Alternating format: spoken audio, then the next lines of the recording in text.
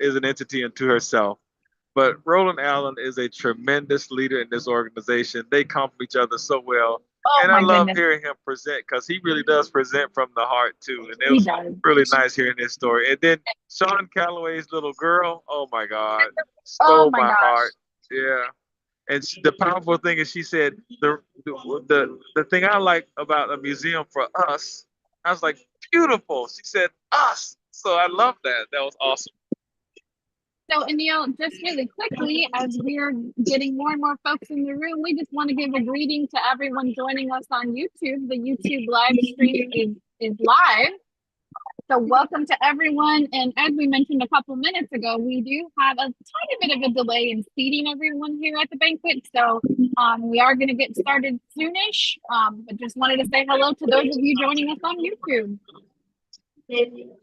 Yeah, too bad you guys can't hear the live music, or can you hear it? It seems like it's loud in my ear. I don't know what's transmitting over the microphone.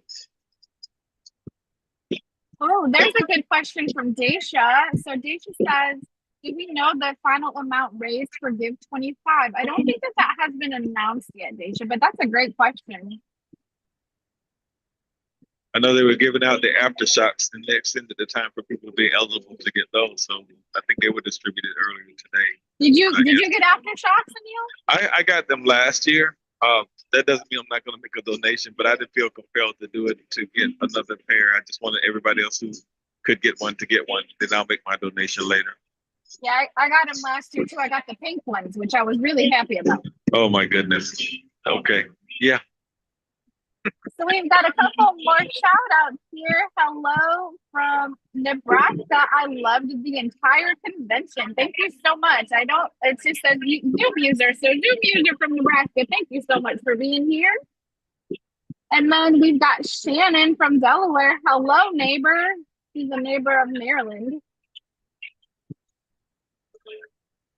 Who was that? You said Danielle? Susan? Oh, I was just saying there's a lady named Shannon, or a person named Shannon from Delaware here. Okay. So I think she's our neighbor. Hello from Arizona. Tim says hello from Arizona. Hey, Tim, we'll be in Arizona in a few years for the convention. 2030. Yeah. Look forward to it. It's going to be great. Gosh, can you imagine all the progress? Yeah. Tim is probably the only one from Arizona that's not here. Yeah, there's quite a few. It's quite a few. Yeah. And hello to Meg Swanson. Oh, Meg, we sure do wish you were here with us too, but hopefully you'll be able to join us at an upcoming convention. I'm looking forward to Austin next year. That's going to be great. One of the joys I have is for the banquet, I get to sit at one of the sponsor tables. So I'm here with APH and Wells Fargo, and I think that the group that's supposed to be joining me is joining me at this table. Oh, that's awesome. Very cool. Oh, Anil, we have gone international. Someone says hello from Germany. Wow. Yeah, thank you for being here. Nice. Yeah, thank you so much for joining us. Yeah. Hello from Birmingham, Alabama. That is Zelda. Hey, Zelda. Magic City in the house. I've never been to Alabama, but I hear it's beautiful. I'll never forget the little post when Brian, your husband, was heading to Alabama, and you were posting how much you missed him and to hurry up and come back home. You guys are just so sickeningly in love. Yeah. We are.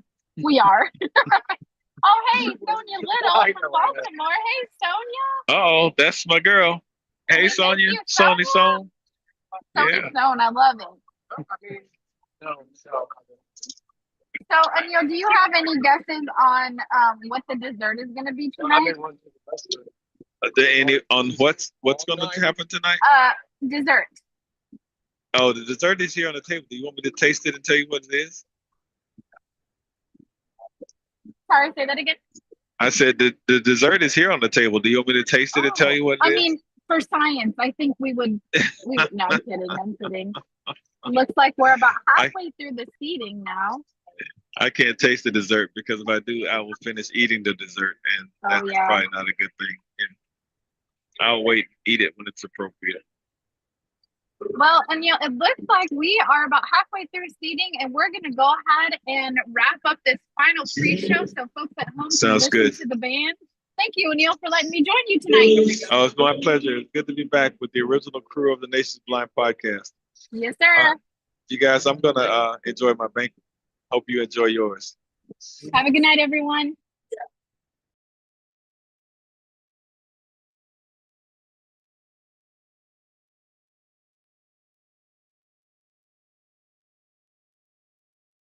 He said, went back down to see my baby. Good God, she's lying there dead. Well, let her go, God bless her. Wherever she may be, she can search this whole wide world over, but she'll never find another man like me.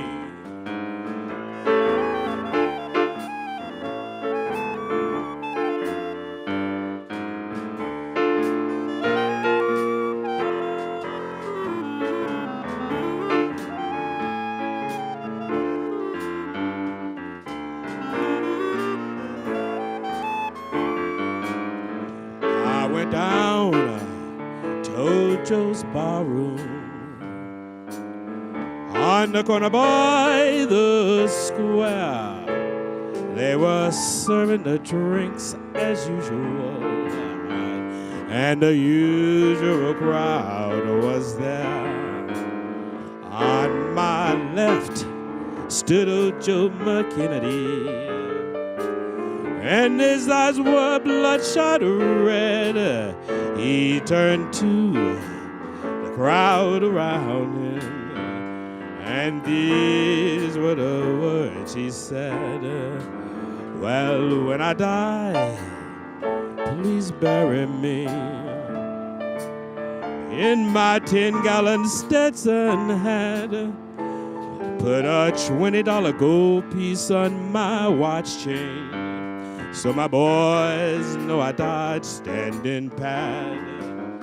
Get 6 gamblers to carry my coffin, 6 chorus girls to sing me a song. Put a 12-piece jazz band on my tailgate to raise hell as we go along.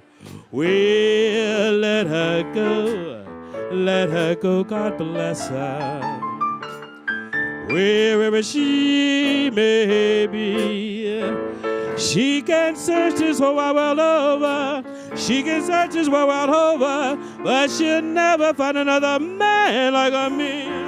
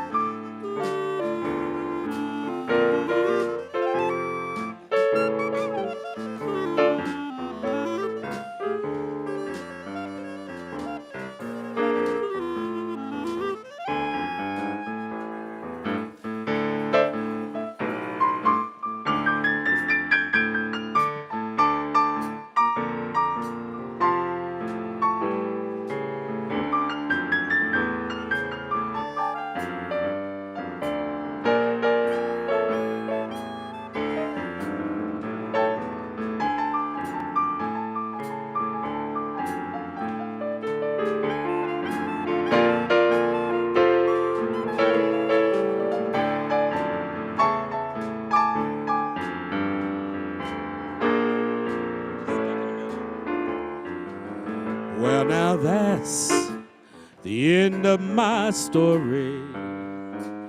Let's have another round of booze. And if anybody out there should ask you, tell them you got the St. James Infirmary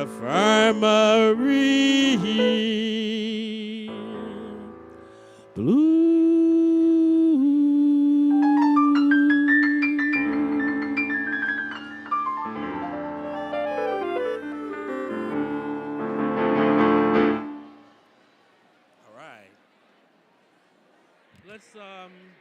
Why don't we go to New Orleans next? Let's go to New Orleans next. Not walking, going. We're going. We're going. Where you go to New Orleans, you want to go to the Mardi Gras. We'll get to walking. Yeah, Professor Longhair.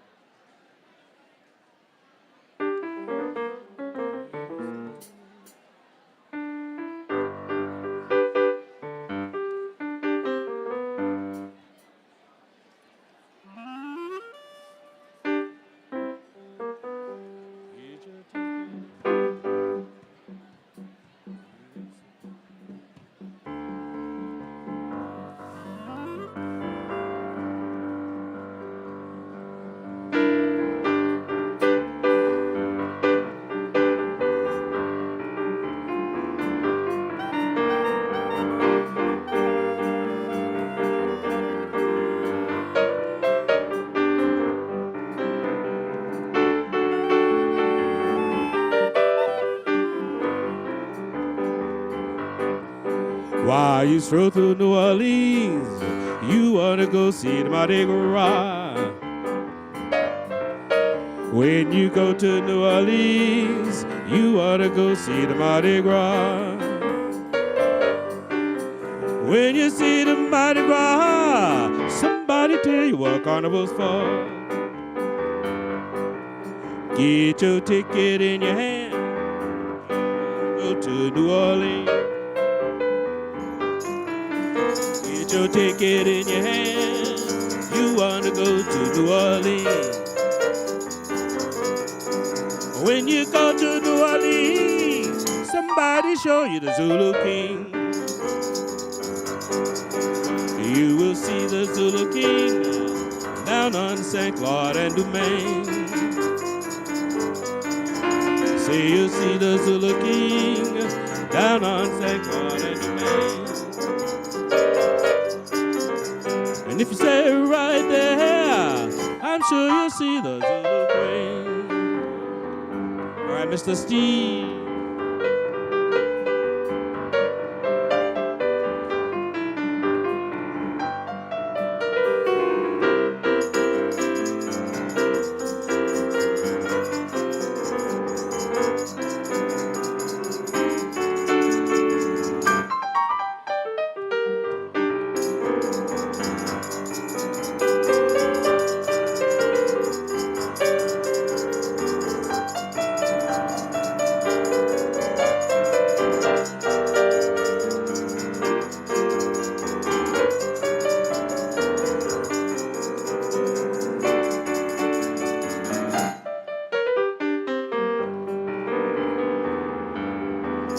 When you go to New Orleans, you want to go see the Mardi Gras.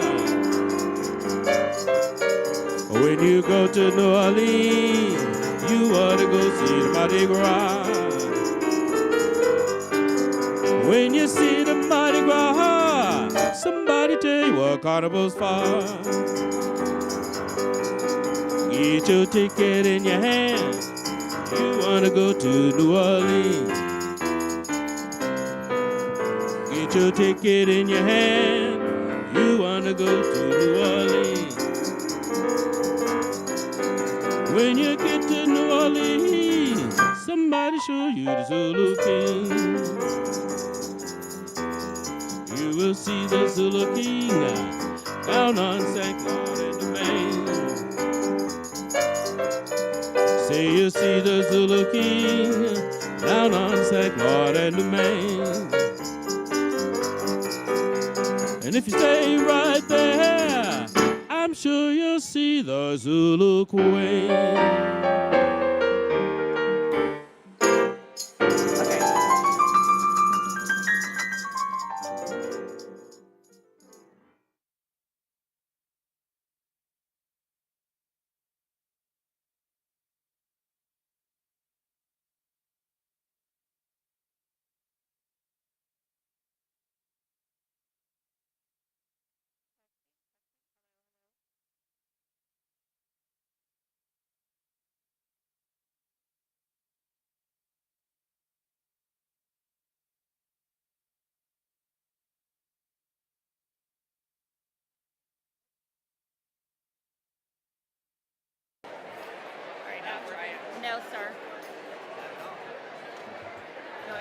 Testing. Oh, there.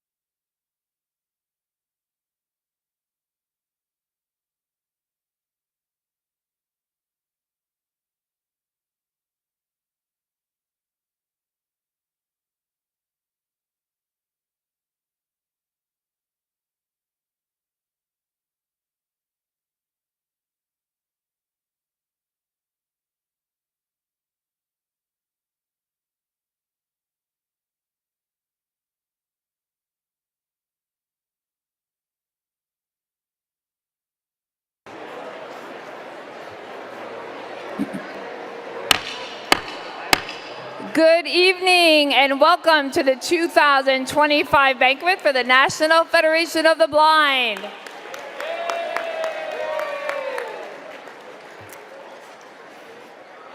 If I could have your attention, please. If I could have your attention, please.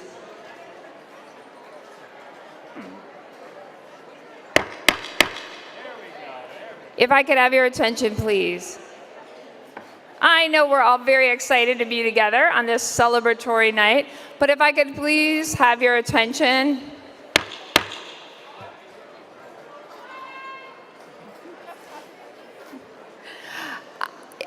If I could have your attention, please.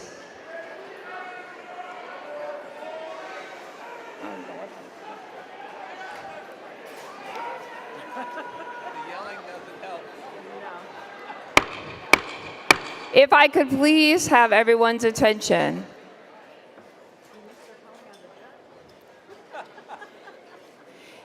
It is my pleasure to introduce for our invocation this evening a longtime and beloved friend of mine. Daphne Mitchell serves as the second vice president of our Albuquerque chapter of the National Federation of the Blind of Mexico. She is also the manager of vocational rehabilitation services for the New Mexico Commission for the Blind. Daphne is a graduate of the Louisiana Center for the Blind and also serves on our board of directors. Daphne is a dedicated federationist and comes from a long line of women who represent what blindness truly is. I would like to introduce Daphne for our invocation.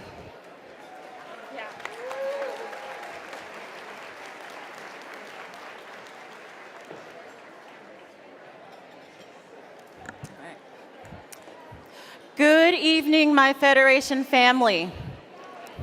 I am going to start off with a verse of a hymn of the Baptist Methodist non-denominational Full Gospel Baptist Church.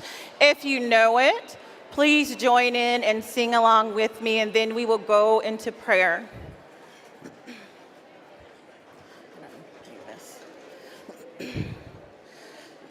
I need thee, oh, I need thee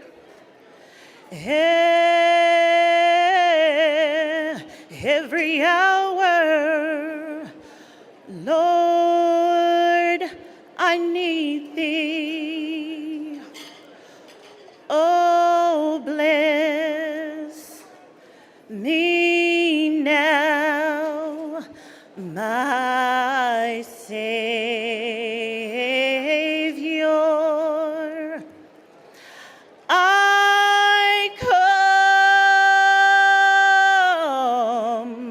Two, I come to thee. Let us pray.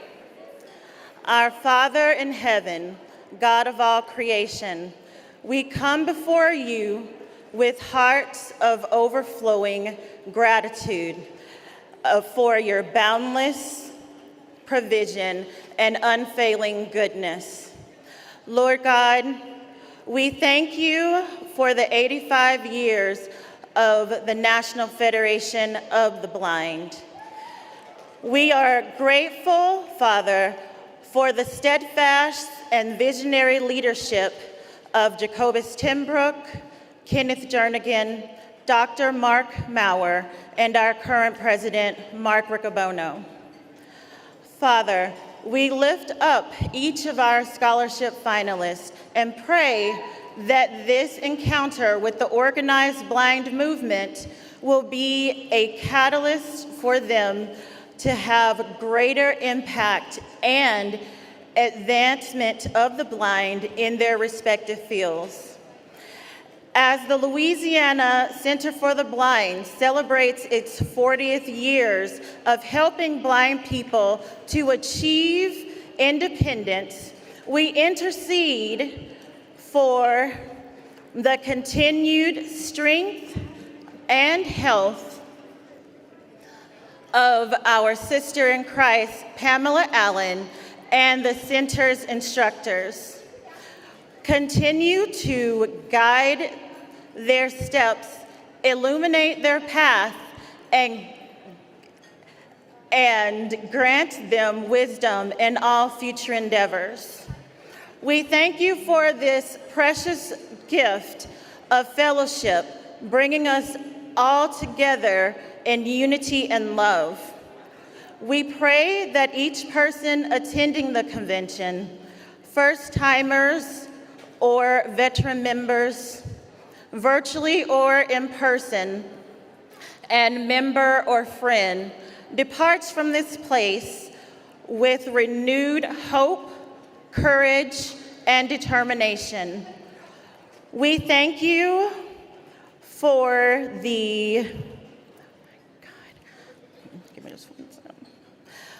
We thank you for the diligent hands of those who prepared our meal, and we pray that you bless it and that it's nourishing to our bodies. We seal this prayer, every word spoken and every heart's desire, in the mighty and authoritative name of my Savior, Jesus Christ. We believe that you have received it, and so we say, amen and amen.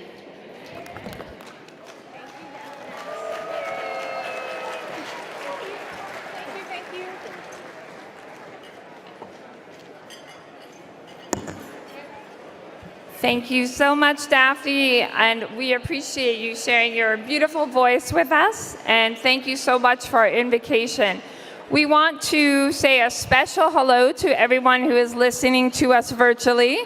So welcome to our banquet. We are so glad that you're joining with us, and we are going to be starting out with a door prize. So we'll start out with our virtual prize. This prize is for $25, and the code word is Braille. Again, this is for $25, and the code word is Braille. The winners of our virtual door prize are Danny Santos Castros from Puerto Rico, Cameron DePiro from Pennsylvania, and Milton Oda from North Dakota. So, again, if you can email the word, your name, and the word Braille to prize@nfb.org, within 10 minutes, you will win your prize. Now, how many people would like a door prize? And I just want to, before I do our first door prize for the banquet, let's give a round of applause to Ben Prowse and Kenya Flores and Elizabeth Prowse for their awesome job this week on door prizes, and all of our runners who helped this week, and We also want to recognize all the generous affiliates and chapters and our sponsors and all those individuals who contributed door prizes for our convention. We truly appreciate it. So our first door prize is for $100. We got a lot of money to give away tonight, so, which is always a good thing at the end of convention, for sure. So our first winner, if this person is here, is Jennifer Areola from North Carolina. Is Jennifer here? Jennifer Areola from North Carolina. Going once? Going twice? Okay, no Jennifer. Our next for $100 is Sylvia Scott from Michigan. Is Sylvia Scott here? Sylvia Scott from Michigan. Okay, we got Sylvia. Congratulations.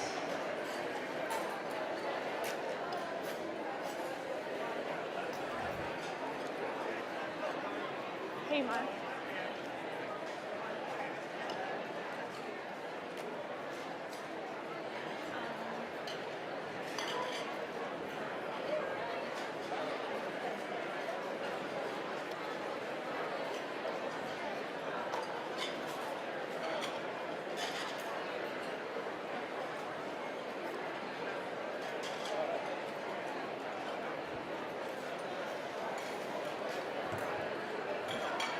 Now, in a little later on tonight, I know we are all really excited to celebrate our scholarship finalists. And so to honor and thank all of our scholarship program supporters, we have a video to share with everybody. This is such an important part of the work that we do together, and we are so grateful for the support of all those who help make our scholarship program possible.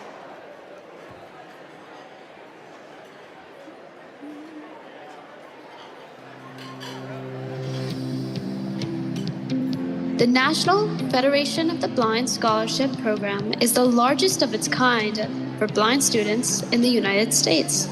This year, we will award more than $250,000 in cash and prizes. Each of our winners will receive a total monetary award of $8,000.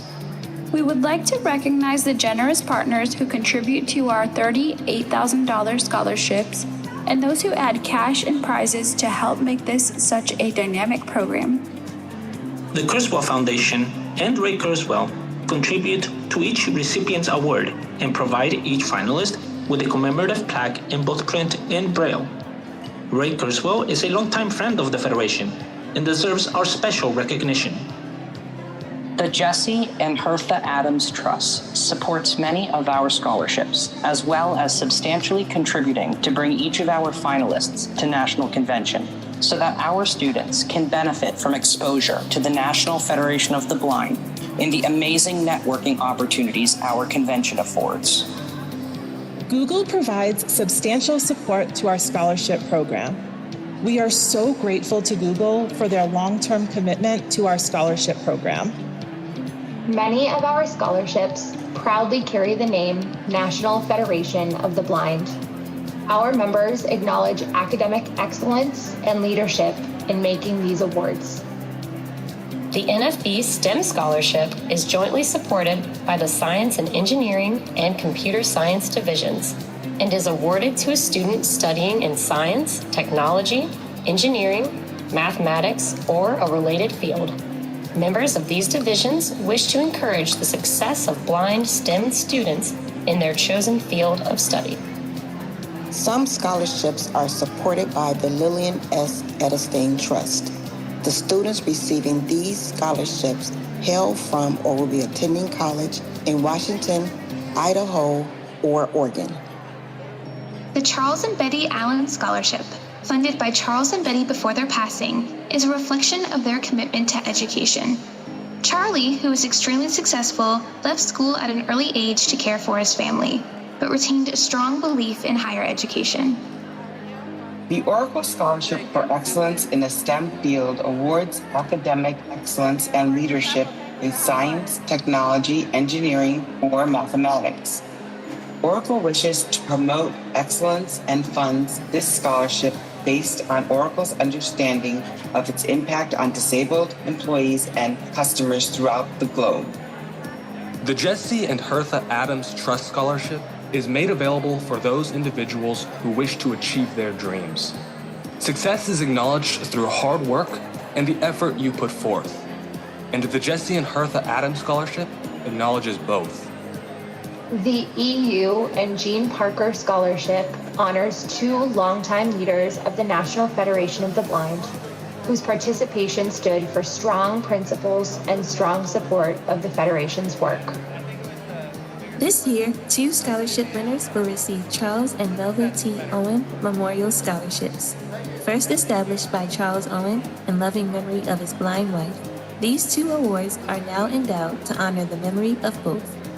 In founding these scholarships, Charles Owen wrote, "There shall be no limitation as to field of study, except that it shall be directed toward attaining financial independence." The Howard Brown Rickard Scholarship, first granted in 1965, is awarded to a post-secondary full-time student studying law, medicine, engineering, architecture, or the natural sciences. The Adrian Ash Memorial Scholarship is given in loving memory of Dr. Adrian Ash, a consummate scholar and longtime member of our scholarship committee. Anonymous contributors, you know who you are, and we thank you very much. The Mimi and Marvin Sandler Award is funded by longtime friends of the Federation, Mr. and Mrs. Sandler. Marvin Sandler served as president of Independent Living AIDS for more than 30 years. He and his wife wish to further academic excellence by sponsoring this award. The JAWS for Windows Scholarship is funded by the developers of the JAWS screen reader Vispero. JAWS Job Access with Speech has been committed to expanding the opportunities of education and employment for the blind with both speech and braille since the late 1980s. In establishing this award, Vispero said, "On behalf of all the individuals responsible for the development and support of this product over the years, we are honored to establish this scholarship for students recognized by the Federation.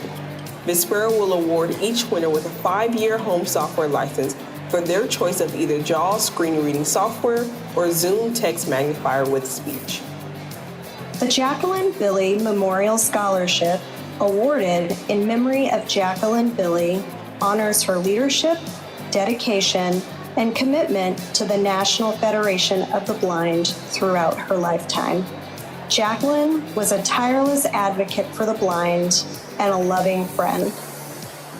2 scholarships funded by the Edith R. and Alvin J. Domro Foundation will be awarded.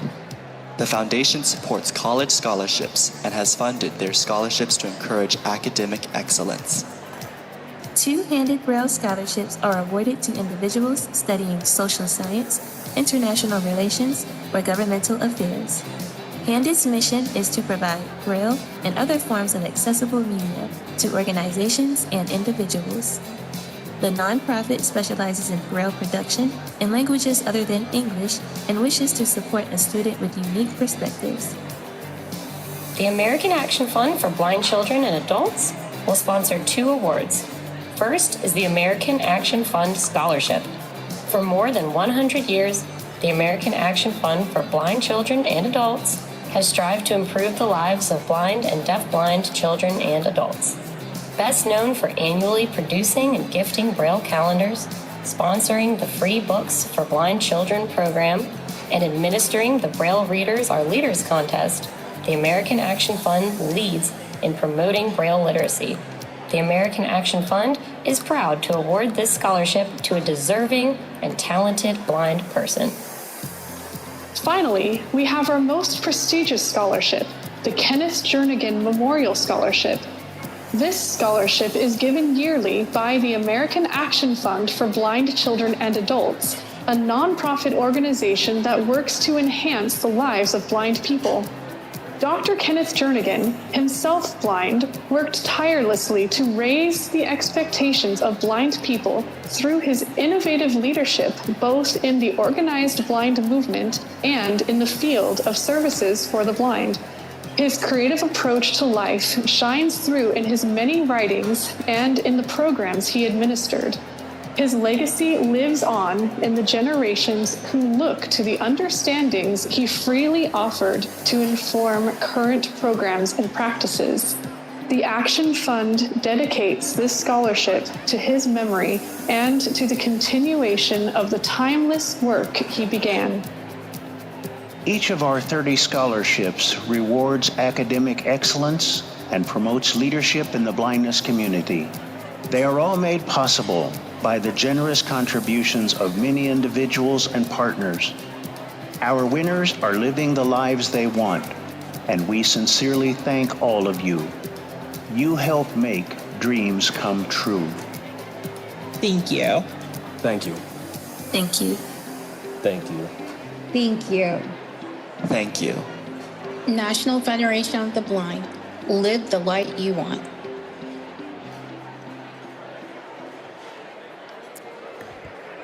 And again, thank you so much. Let's give a round of applause to all of our supporters who help make our scholarship program possible.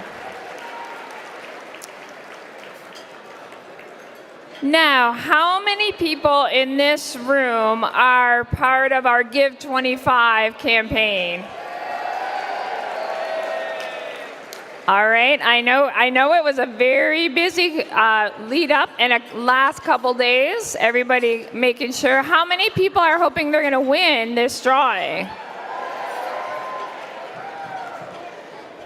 So, as you will remember, we have a very special presenter tonight who has been awarded for this drawing tonight, and this individual I know would love to be with us in person, but is joining us virtually.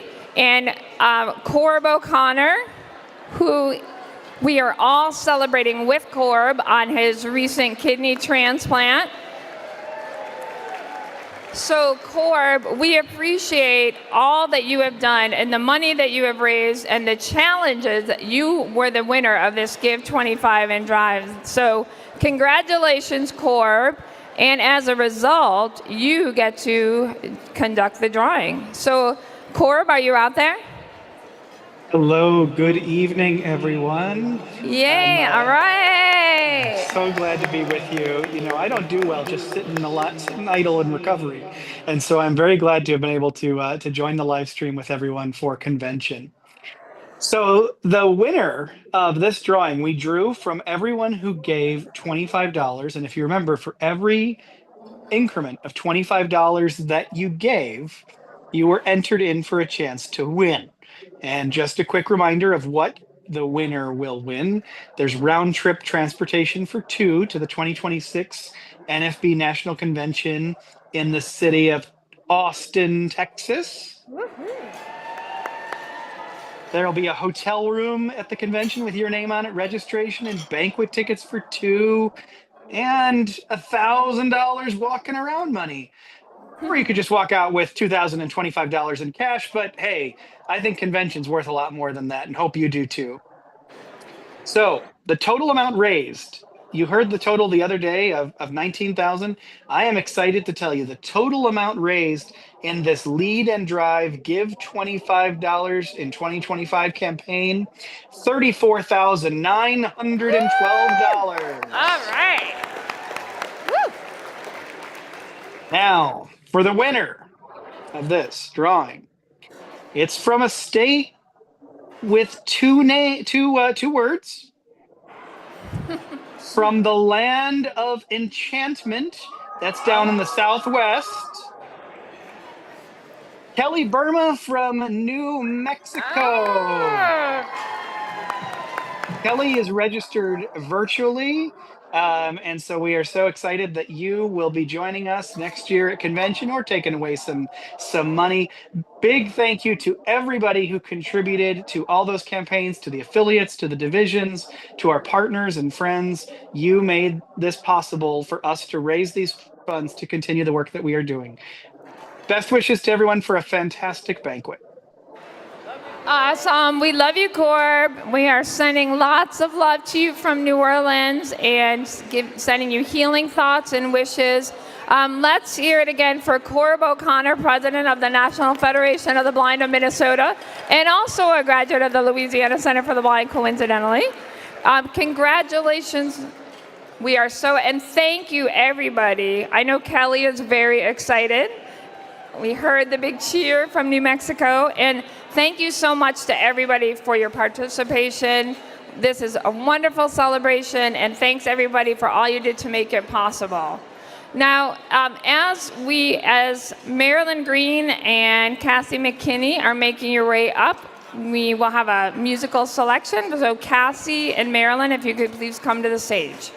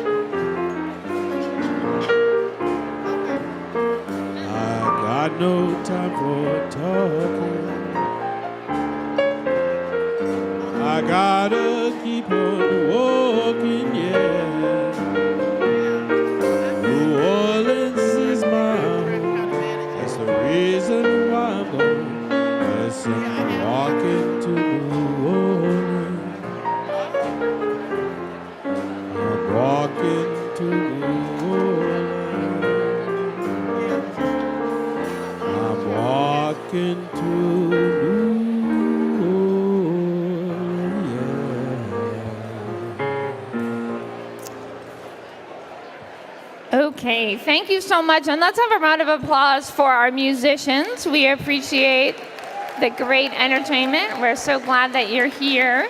So before we have another drawing, I know we're all eager to hear about our PAC report as well. So let's do another door prize.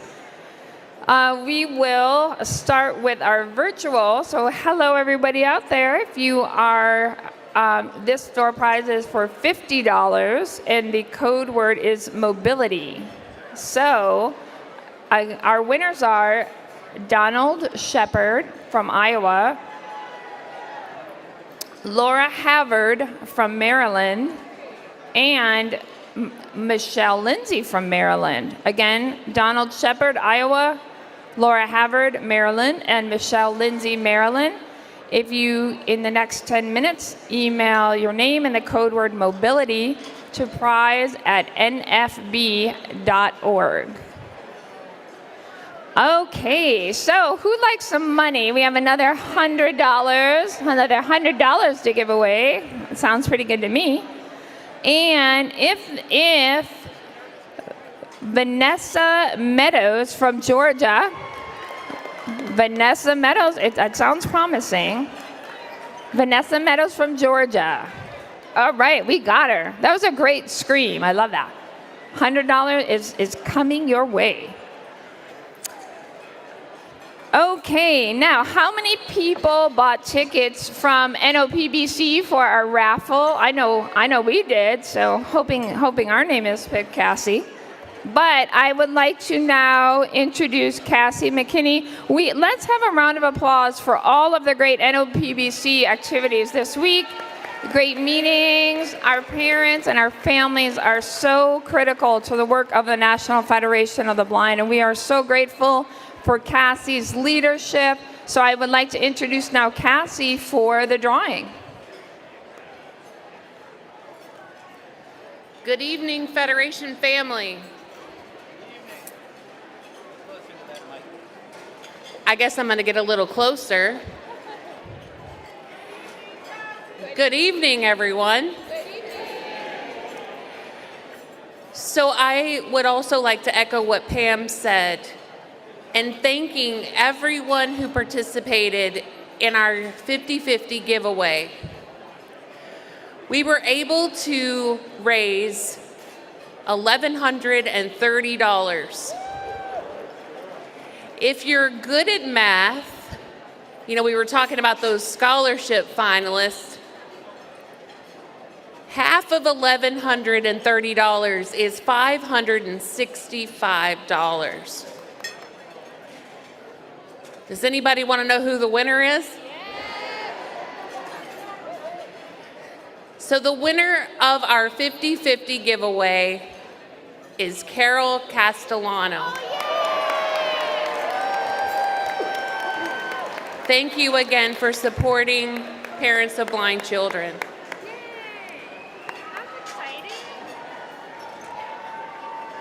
All right, congratulations, Carol. One of our incredible mentors and longtime leaders in NOPBC, so congratulations. I also want to give a shout out to Harriet Go and all of the volunteers and staff at our NFB Kids Camp.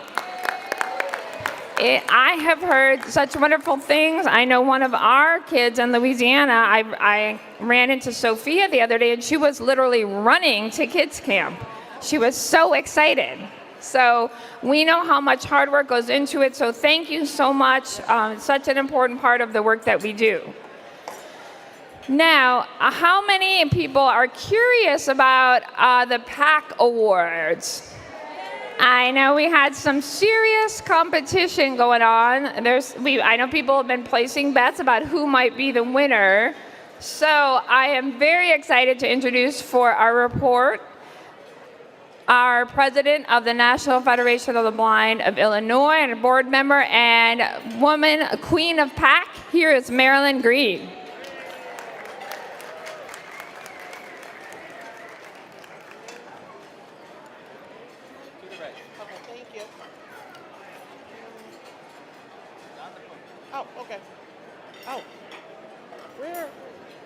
Okay, here it is. Hello, everybody. So I'm going to get a few money things out of the way before we talk about what you all really want to know. So we've been doing some drawings for people to win some gift cards for increasing or starting a new PAC contribution. So I have a few names to read. If you're in the room, I will be over at table 77 so you can pick up your prize. Diane Graves, Illinois. Nicole Taylor, Kansas. Hunter Keister, Wisconsin. Marianne Murad, Michigan. Flint, Genesee Chapter, National Federation of the Blind of Michigan. And Renee Cornett, Long Beach, Mississippi. All right, but we're not done yet. We have 2 gift cards, one for the person who increased their PAC, and one for the person who started a new PAC. So the person who wins the $250 Visa gift card, yeah, I heard things get quiet.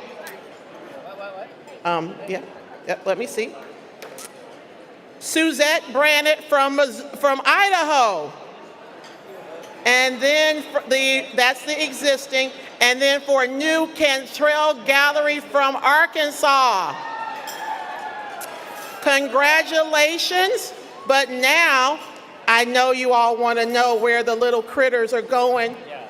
And they do too. They've told me they're going to miss me, and I'm going to miss them too. Because my Illinois family, you got to come better next year. So we are going to talk about the divisions first. So I'm going to tell you, it was so close. There was only one that separated each of the top 3. We had the National Association of Blind Black Leaders in number 3, but following behind them, I don't think some people are going to be too happy. The seniors fell to number 2. Yeah, they're not taking home the mule this year. I'm here to tell you, the division taking home the PAC mule this year is the National Organization of Parents of Blind Children. All right. And then we want to talk about the percentage for the pachyderm. So the pachyderm, you know, it got heated near the end. Now, my friends from Puerto Rico, you came in at number 3. All right. But Tennessee came out of nowhere. I'm here to tell you, they are number 2. But number 1 takes home the pachyderm again, Nevada. All right. And then I know you all want to know where the little rat is going. I want to know where he's going too, because I'm hiding my cheese. So it was close. So Idaho, I'm sorry. You kept a good pace for a while, but Idaho, you fell to number 3. Yeah. Then right behind you, I know my friends in Arizona are so sad to not be taking the PAC rat home this year. But you missed it. But you know who's taking home the PAC rat? Tennessee. My friends in 10IC. Because they are the only 10s I see in this room. All right. So I just want you all to know we went into this convention annualized to get $446,863.20 for the year. My goal was $475,000 this year. And my Federation family, I'm here to tell you, you only missed it by just a little bit. Just a little bit with $472,000 $746,000.32. So I am so happy to provide that report. If you have just won any prize, you can find me at the bottom of the stage or at table number 77. And I just want to say for the last time this convention year, get on the PAC plan, sign up today. We need your contributions right away. Funding our movement, it must be done so all our battles can be won. Thank you.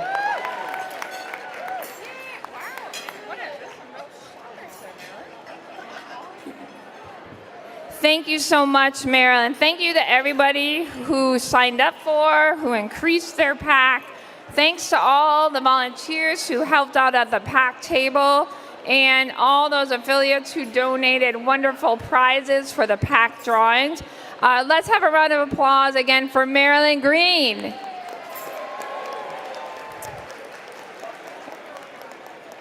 Now, I think we've had some exciting drawings, so I think it's time for some more door prizes.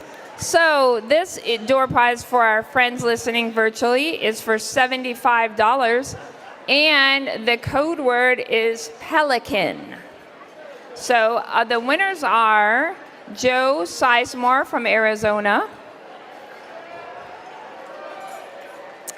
Adelmo Vigil from New Mexico. Hello, Adelmo. We know you, and Soli, we know you're out there listening. And Kara Campbell from Utah. Again, code word is Pelican in honor of Louisiana. Winners are Joe Sizemore, Arizona, Adelmo Vigil, New Mexico, and Kara Campbell from Utah. And we'll give away some more money for those in the room. How about $150? All right, so for $150, if you are here from the state of Colorado, Derek Selbo. Is Derek here? If you are, you get $150. You got him? Okay, congratulations, Derek. Enjoy.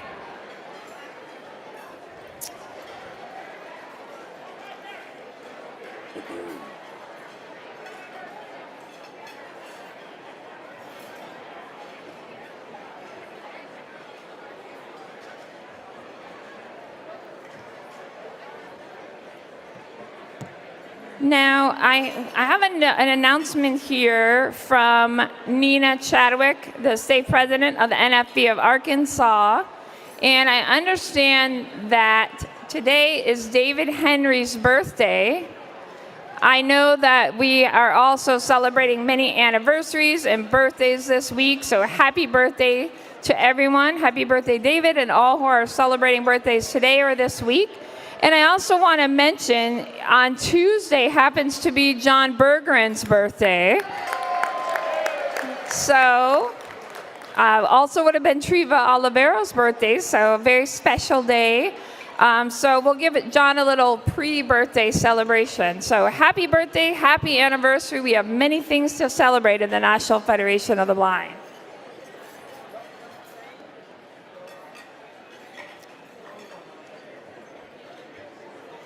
I hope everyone is enjoying their delicious meal. Let's have a round of applause for the Marriott staff who has been working so hard all week.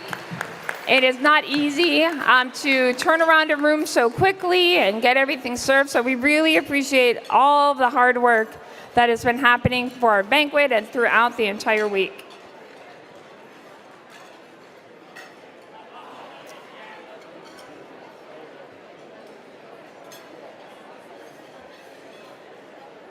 Okay, and I think we have time for one more musical selection before we move into our program.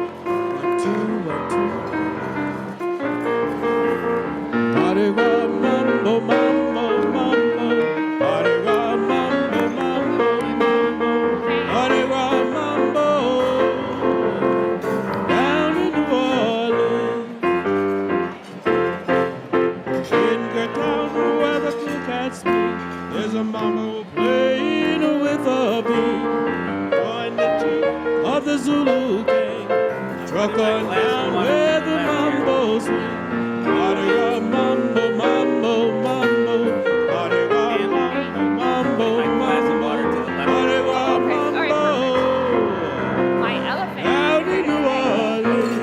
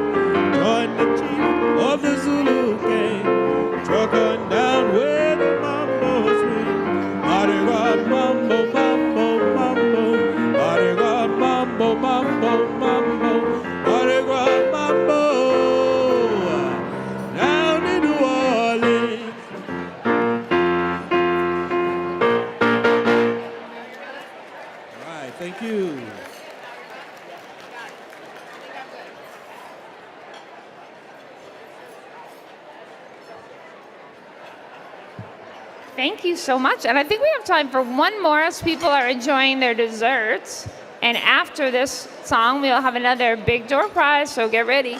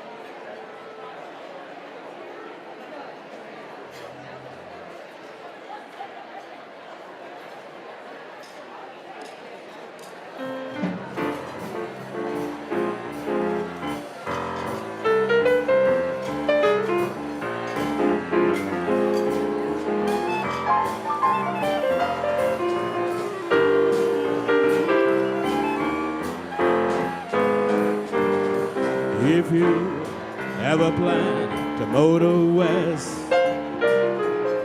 Travel my way, take a highway, that's the best. You get your kicks on Route 66. It winds from Chicago to LA. More than 2,000 miles all the way. You get your kicks on Route 66. Now you go through St. Louis, Joplin, Missouri, Oklahoma City is mighty pretty. You see Amarillo, Gallup, New Mexico, Flagstaff of Arizona, don't forget Winoma, Kingman, Boston, San Bernardino, what do you get hip to this timely tune? When you make that California trip, you get your kicks on Route 66.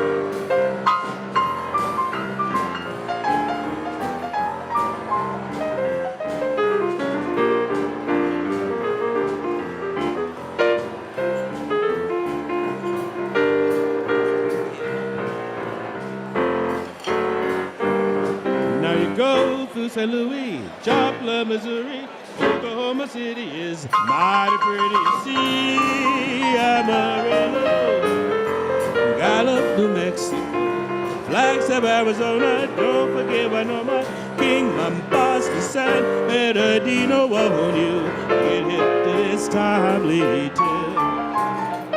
When you make that California trip, you get your kicks on Route 66. You get your kicks on Route 66. You get your kicks on Route 66.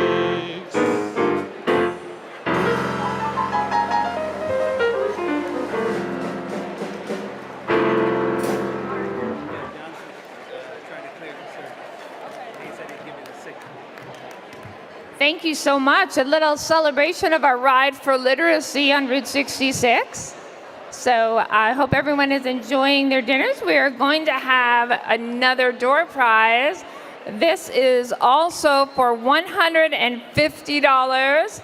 If this individual is here from Minnesota, Michael Munn. Michael Munn from Minnesota. You got him? All right, congratulations, Michael.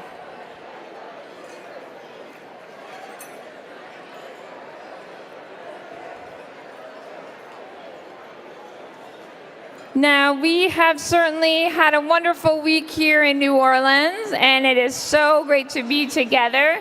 This week, we have shared ideas and built connections and lifted each other up, and we are here celebrating tonight at our 85th convention. From the exhibit halls to the general sessions to our presidential and hospitality suites to our second line on opening day, we have all brought so much energy and purpose to the heart of this organization. So we are so glad to be celebrating tonight.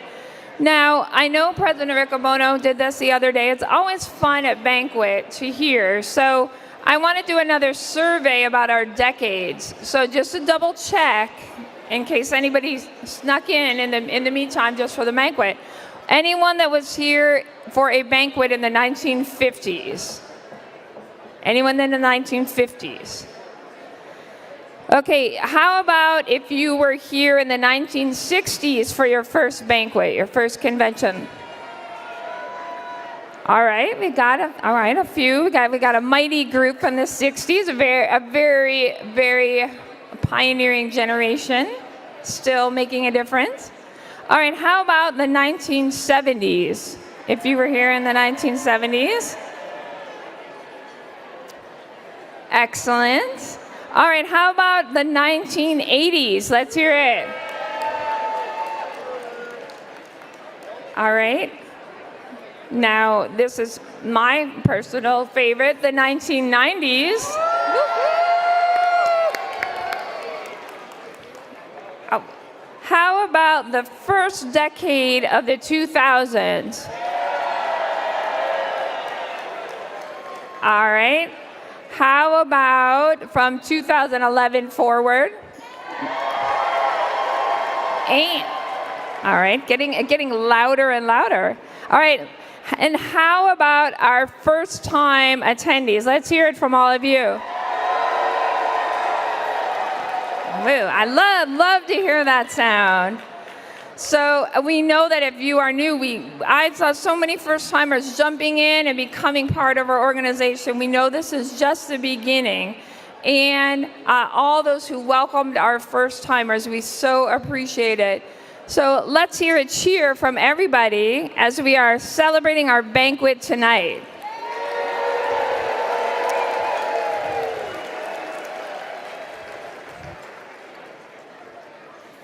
Now, let's have another door prize in honor of all the decades of our movement.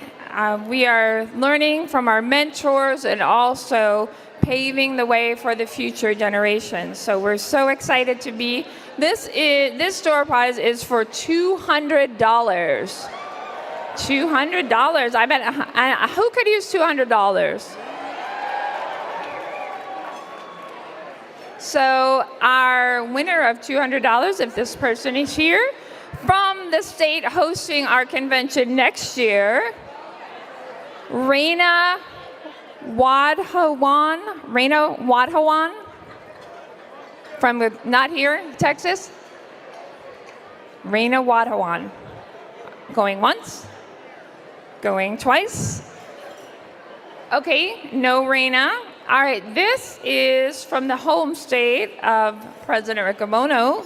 So if you are from Wisconsin, Joe Gustafson. Okay, $200. Congratulations.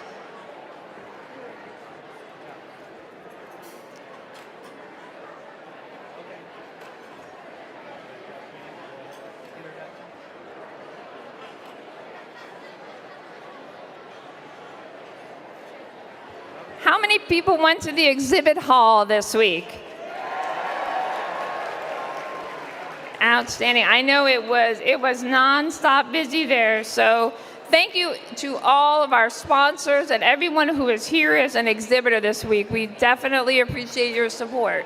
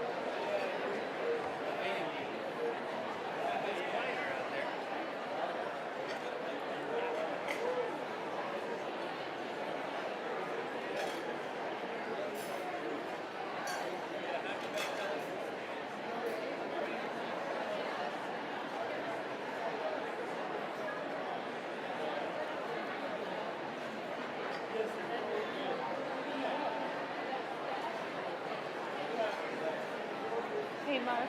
Yeah. Oh, you were, I'm sorry, you were talking about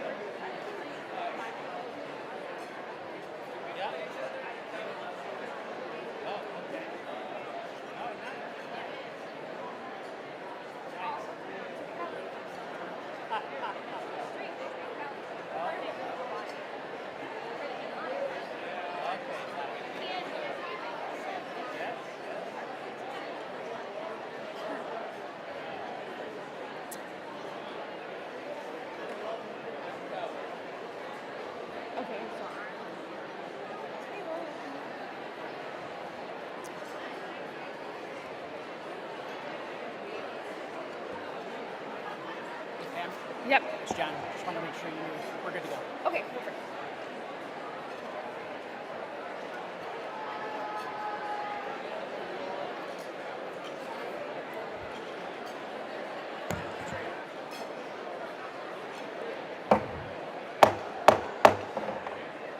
If I could please have everyone's attention. If I could have your attention, please.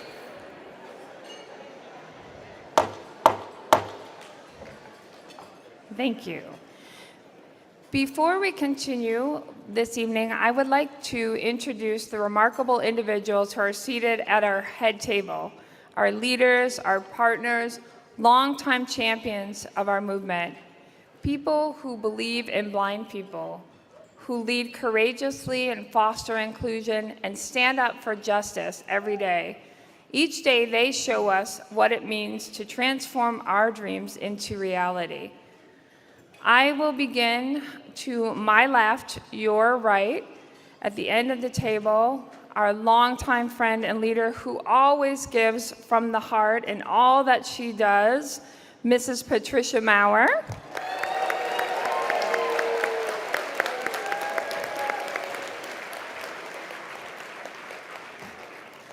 Next to Mrs. Maurer is our longtime president and mentor. The Maurers continue to be such mentors to all of us. This individual was president when I was at my first convention in the great city of New Orleans and continues to lead the way for all of us, Dr. Mark Maurer.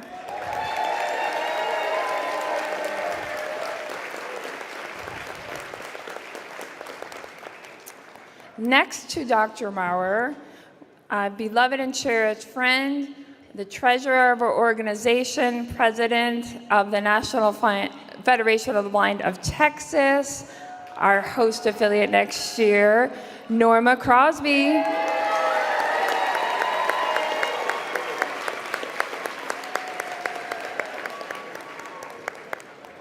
And the next individual, I know he's already planning to take back the PAC prize next year. I heard him groaning over there when the seniors were second, who's just celebrated a very special birthday himself, our leader and friend, Glenn Crosby. And watch out, he said the seniors are coming. Next to Glenn, we have our beloved First Lady of the National Federation of the Blind, Melissa Riccobono.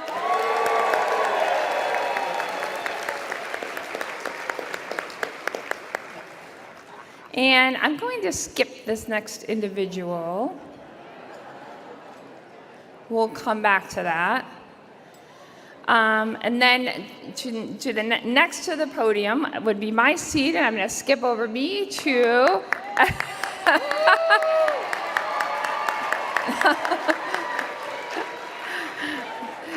next to me, my soulmate and best friend, someone whom I could not do what I do without, an incredible leader in his own right, beloved instructor, Roland Allen.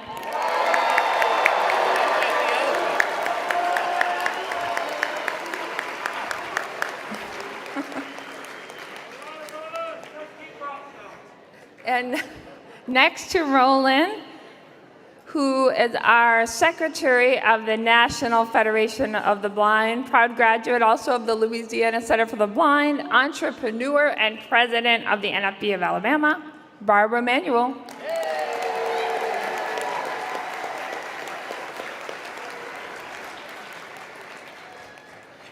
And next to Barbara, we heard this afternoon about our Balatin Awards.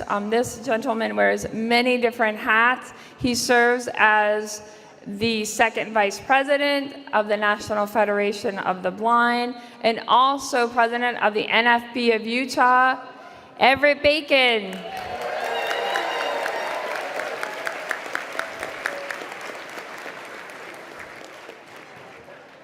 And next to Everett, we have an individual who, as we love to say, is blind at heart.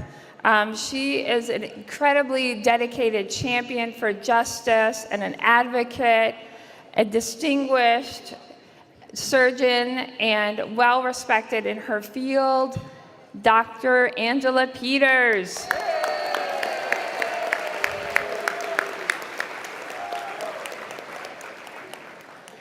Sitting next to Angela is our longtime partner and friend who has given so much to the National Federation of the Blind. At his 51st convention this year, Dr. Ray Kurzweil.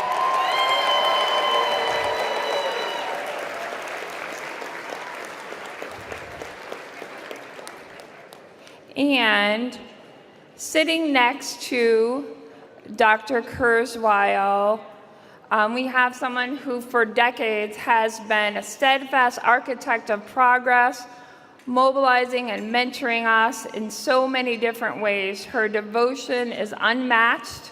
Mary Ellen Jernigan.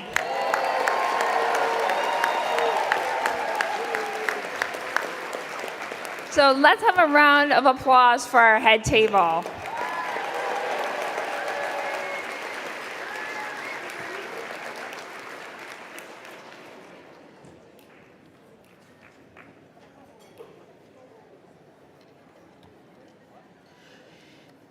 And now, as we are gathering together on this final and most treasured night of our 2025 convention, we are standing in the glow of the week that has lifted our spirits, sharpened our focus, and strengthened our bonds with one another.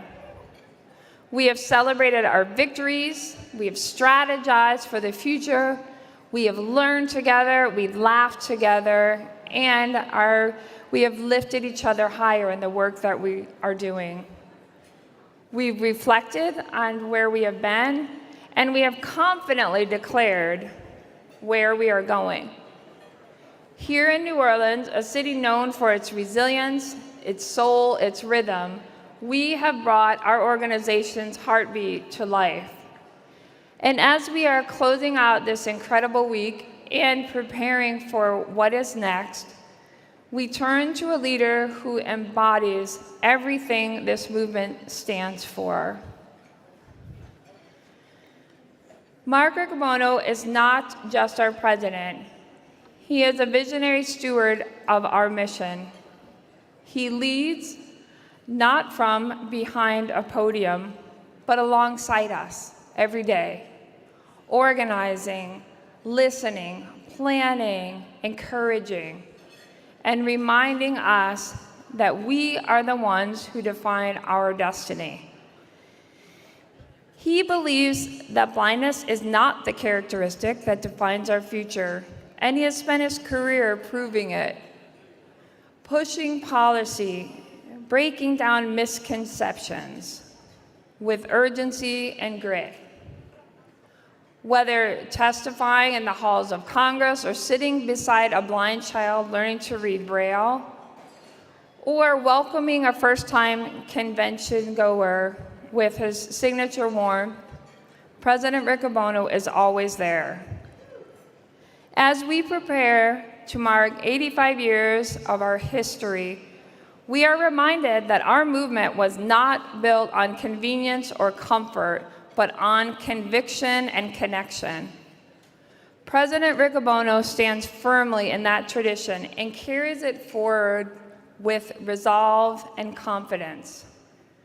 So now, as we draw close to the end of this incredible convention and plan for a year ahead, we are ready to be challenged and motivated and mobilized by the individual that has led us through it.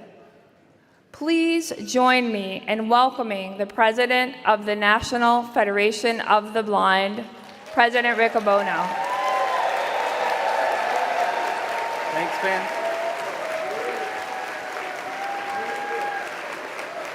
Although you didn't introduce the elephant. Poor guy. Yeah, you should. Yeah, you should. Yeah. And before President Riccobono gives his comments, I want to introduce a very special addition to our banquet. This elephant, those of you that were here with us at the Ricky Roundup, I was very honored to receive this elephant from President Riccobono. For those of you that don't know, I collect elephants, and this is Calliope in honor of New Orleans. She is absolutely beautiful, and many of you may have heard the Calliope. And this elephant will always remind me of the bond that we share and the difference the Federation has made. So here is President Riccobono. Let's give him a warm welcome. Now the head table's done.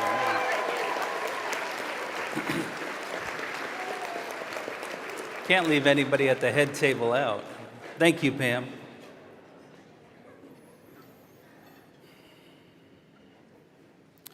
Live the life you want, nobody can stop you. Shoot for the sun and break on through. So you're blind, you'll be fine, we've got good news. You can live the life you want, yes, we know the truth. Do you know our truth? How did you learn it? Have you recently examined, tested, and rediscovered our truth? Or have you taken it for granted, settled for the convenient truth of the moment, or internalized what others have convinced you is the truth? Are you still seeking to find the truth among uncertainty? Author Robert Greene wrote, quote, "If you view everything through the lens of fear, then you will tend to stay in retreat mode. You can just as easily see a crisis or a problem as a challenge, an opportunity to prove your mettle, the chance to strengthen and toughen yourself, or a call to collective action." In response to the early challenges of the 21st century, President Barack Obama observed, quote, "For we have always understood that when times change, so must we. That fidelity to our founding principles requires new responses to new challenges. That preserving our individual freedoms ultimately requires collective action." Related to standing for your truth, Desmond Tutu shared, quote, "If you are neutral in situations of injustice, you have chosen the side of the oppressor. If an elephant has its foot on the tail of a mouse, and you say that you are neutral, the mouse will not appreciate your neutrality." And of elephants, comedian Seth Meyers noted, quote, "It's nice to have an elephant in the room. There's nothing more helpful than something everybody's thinking about." The Banquet of the National Federation of the Blind offers an opportunity to examine our shared truth. Often, we do this by contrasting our lived experience as blind people against what is said and perceived about blind people throughout society. I have been contemplating what we mean when we say we know the truth. After all, there are those outside our federation who would claim they also know a truth that is very different from our own. As I have been examining my understanding of truth in a highly divided America, I want to share with you the continued strength I find in the unity of the organized blind movement. Tonight, I ask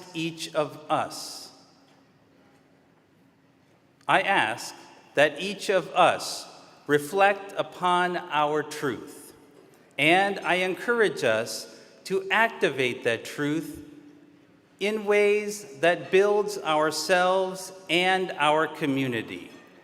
This is a call to reclaim our truth.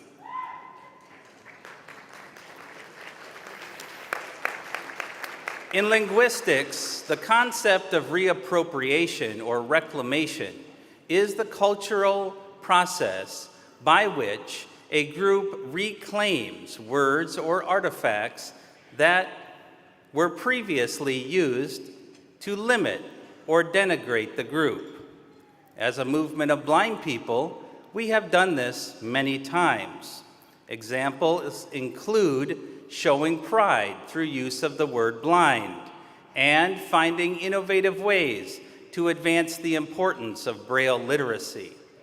Tonight, we will consider what to do with the parable of the blind men and the elephant as a means of rallying the collective action that is called for in this moment in our history. If you are not familiar with the parable, let me offer you a very short overview. A group of blind men heard that a strange animal known as the elephant had recently been brought to their town. None of the men were aware of the animal or what it was like. Their curiosity excited, they ventured together to examine the elephant by touch. The first person whose hand landed on the trunk said, "It is much like a thick snake." The next man, who happened to touch the elephant's ear, shared that he believed it to be much like a type of fan. Another, whose hand first found the elephant's leg, said, "The elephant is a pillar, like a tree trunk." The man who found the elephant's side exclaimed that it was like a wall. Meanwhile, another man found its tail and thought of it like a rope. The final man felt its tusk and described it as being firm, smooth, and like a spear. Let me pause there to say that the roots of this parable go back dozens of centuries, with the earliest written versions appearing in Buddhist, Hindu, and Jain texts, likely as interpretations from stories shared in the oral tradition. The parable has been retold in literature around the world, in religious teachings, in the explanation of scientific concepts, in the training of leaders in corporate settings, and in popular media appearing in a variety of artistic forms. Parables are tools that are used to convey some truth through story, so that complex ideas and profound aphorisms can be more easily understood. In this example, many have said that the parable is meant to demonstrate humankind's tendency to rely upon siloed experiences to claim absolute truth, often responding violently in the face of equally true, yet seemingly opposing experiences. There are those who will claim that it is the ultimate message of the parable that matters. But think for a moment about what that requires. To achieve this enlightenment, you must first accept, internalize, and know to be true that blind people are by their nature and circumstance foolish. The very basis of the parable requires it. Is it not ironic that a story meant to convey the perils of narrow understandings, misconceptions, and stubborn adherence to one's own limited experience would so thoroughly underestimate the true capacity of blind people? The ending of the parable and its intended meanings have a number of variations. In most versions, the blind men discover their disagreements about the elephant, suspect the others not to be truthful, and angrily confront each other. Variations exist as to how the elephant's body parts are described, how violent the conflict becomes, and how the conflict is resolved. An even deeper layer of complexity can be brought to the parable depending on whether the storyteller presents the elephant as the literal animal or one of its many symbolic representations. Nearly every version plays on the misconception that blind people are inherently limited in their understanding of the world. In one stark example, one of the blind men describes the elephant as soft and squishy when he encounters not the elephant itself, but what it left behind.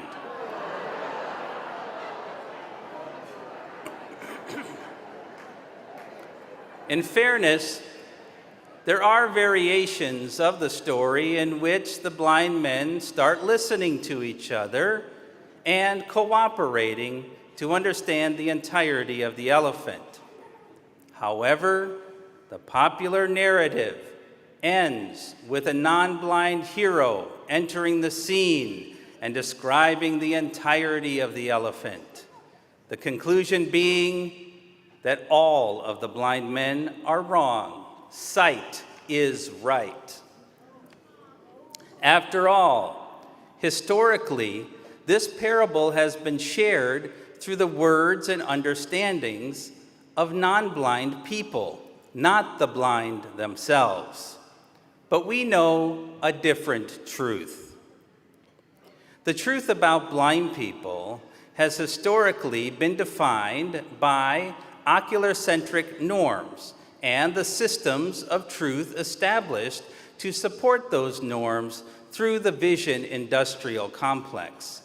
For centuries, blind people were understood to be incapable of contributing to society, and we, as blind people, had no power to test the validity of that truth out in the world. The parable of the blind men and the elephant reflects a supposed truth carved in stone through centuries of low expectations the world over, which contributes to limited opportunities for the blind.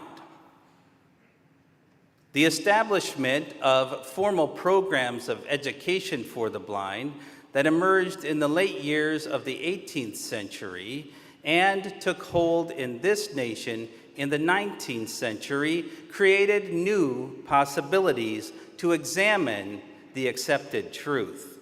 However, few tools existed for the blind to effectively share information, and it was difficult to join together outside of institutions run by non-blind people. By the early part of the 20th century, blind people began to find ways to organize and share their aspirations for the future. A series of dramatic events, including world wars, the Great Depression, and the expansion of transformative social programs, significantly shifted the reality of the human experience. From those circumstances rose a generation of blind people who recognized that in order to reach the tipping point for sustained progress, we needed to build a vehicle for collective action on a nationwide basis. On November 16, 1940, 16 blind leaders came together from 7 state organizations to establish the National Federation of the Blind.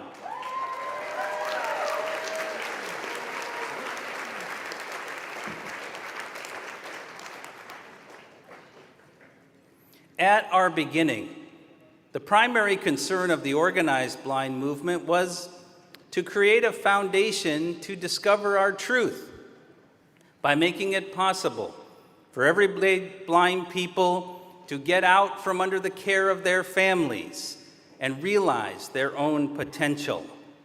Jacobus TenBroek, a blind scholar of the United States Constitution, was elected as our first president.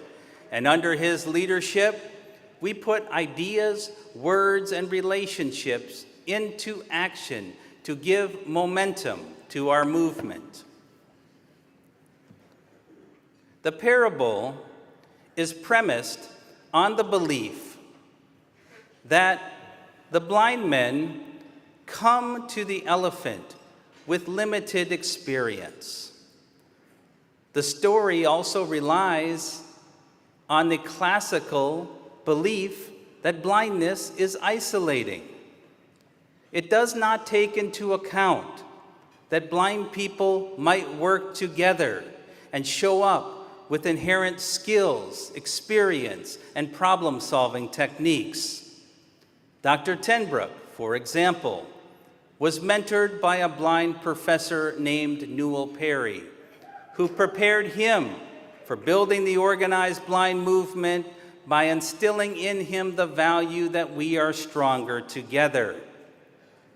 In those early days, the system of agencies for the blind exerted powerful control over the perception of blindness and what it meant to be blind. To the agencies, the burgeoning movement was likely the elephant in the room, the unacknowledged but certainly inescapable effort towards self-determination and equality by blind people. The parable does not align with our experience in this movement in other ways. In every version of the parable I encountered, the blind people are always men. As an aside, some will argue that this was the true limitation of these individuals, not their blindness.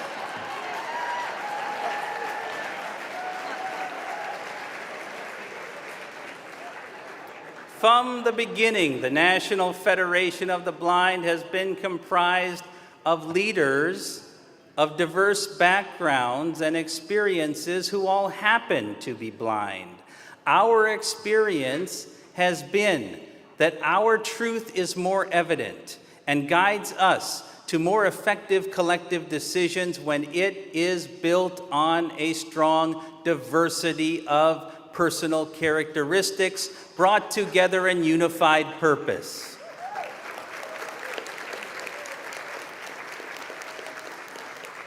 Please do not misunderstand. Working collectively is not always easy.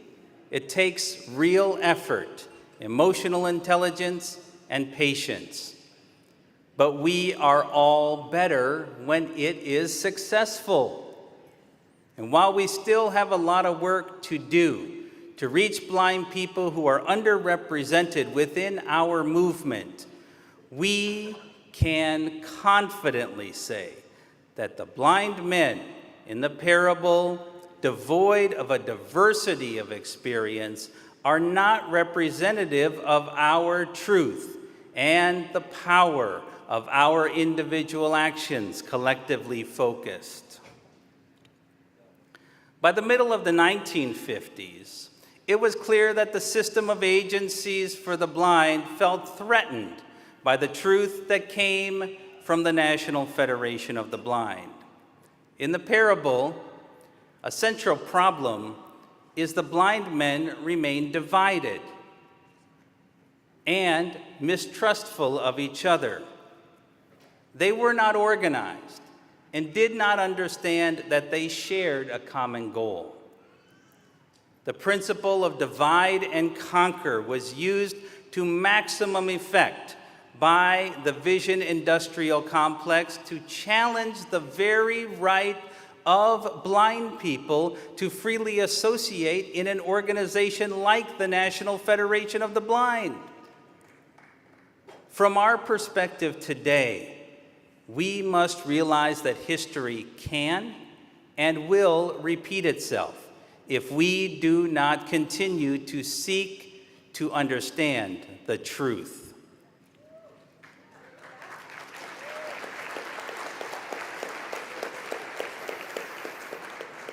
The nature of the attack on the organized blind movement is best documented and articulated in Dr. TenBroek's presentation, The Blind and the Right to Organize, delivered in New Orleans at our convention in 1957. This presentation was not given at the Banquet, but it is as significant as any of Dr. TenBroek's Banquet speeches. Here is what he said, in part, on that occasion, his 46th birthday. Quote, "The right of the blind to organize is equally based in law, in morality, in history, and in logic, and in common sense.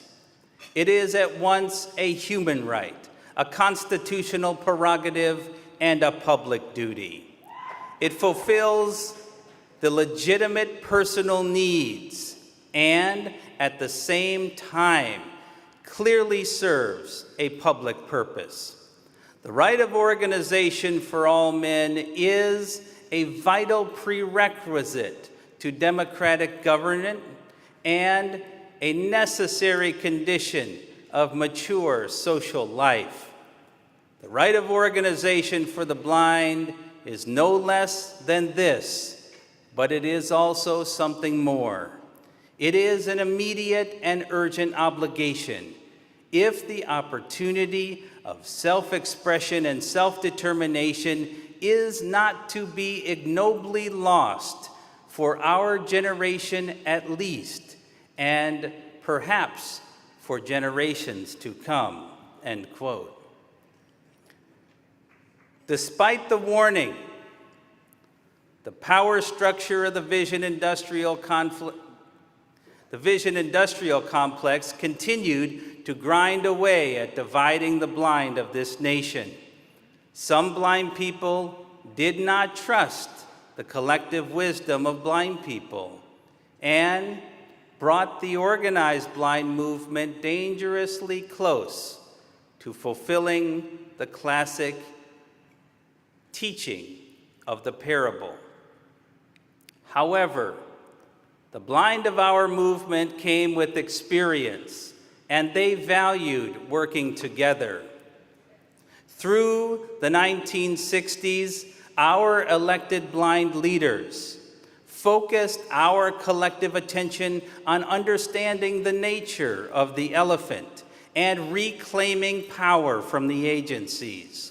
We did not fulfill the ancient parable. Our blind predecessors wrote a new story, gave power to our truth, and handed down to us a legacy that we must continue to teach.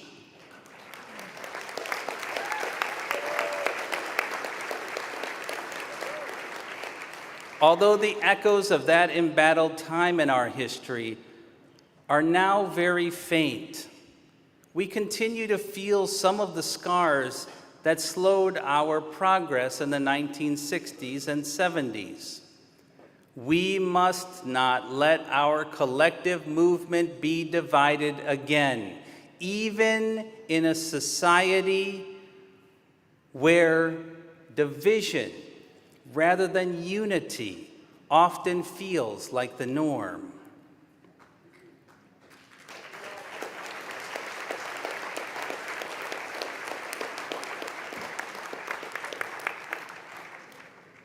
Examining what history has said about us and reclaiming the narrative was a signature of Kenneth Jernigan, who served as the second long-term president of the National Federation of the Blind. He had the benefit of mentorship from the collective wisdom of the first generation of Federation leaders. Most notably, he took the truth of blind people and put it into practice within an agency for the blind. He demonstrated that an agency need not be in opposition to the organized blind movement, but rather can contribute to it by providing quality training and opportunity built upon high expectations.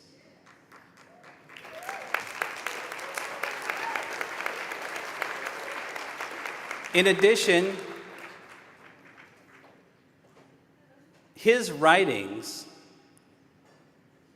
expose how the historical narrative about blind people, like the parable we have been considering tonight, do not reflect the experience of blind people themselves, but rather the misunderstanding internalized through society's low expectations. And while the teachings of Dr. Jernigan met great resistance from some of the most powerful players in the vision industrial complex, we found that our truth set us free.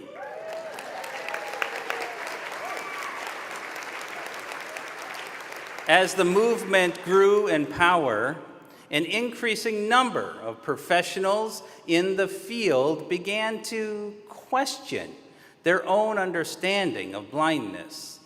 As blind people emerged from Dr. Jernigan's training programs in Iowa and began taking leadership positions around the nation, many professionals realized that our truth might be very different from the prescribed narrative taught in the blindness field. By the time the third generation of the Federation came into leadership, the blind were poised to advance our truth. In 1986, our convention elected Mark Maurer, a lawyer, advocate, and bold leader to carry our movement forward into the new century. As the Federation's longest-serving president, he led us through a tremendous period of growth and influence.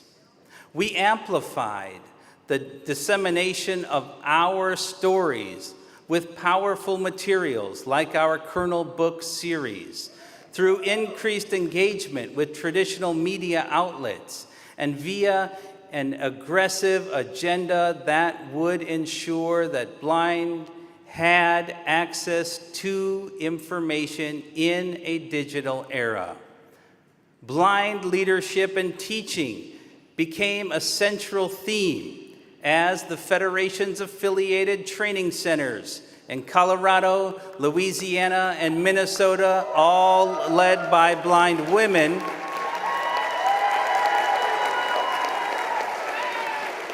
began to raise expectations within the organized blind movement and challenge the narrative of the vision-centered approach. The techniques used by blind people were formalized into the structured discovery methodology, and the success of blind people shattered the traditional narrative.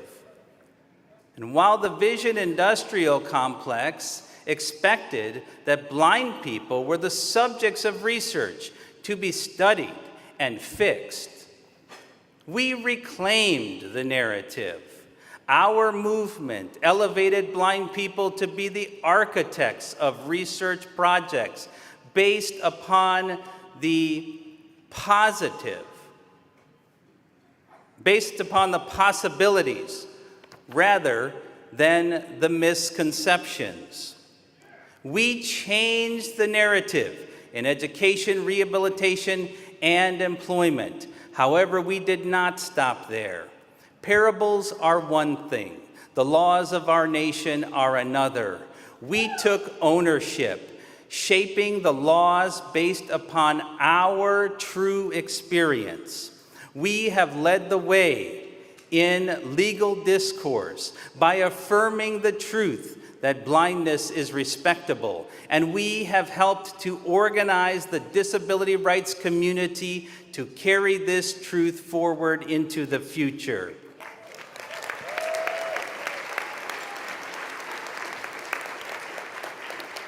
And while our truth is not fully codified in federal and state laws, without a doubt, the narrative of 2025 is now much closer to our truth as blind people.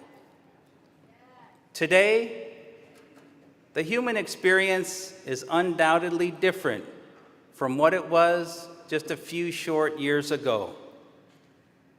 Interactions have been monumentally changed with the growth of social media platforms that are driven by algorithms tuned to dividing, not uniting. Economic pressures heightened by a worldwide pandemic have pushed society toward isolation, not collective action.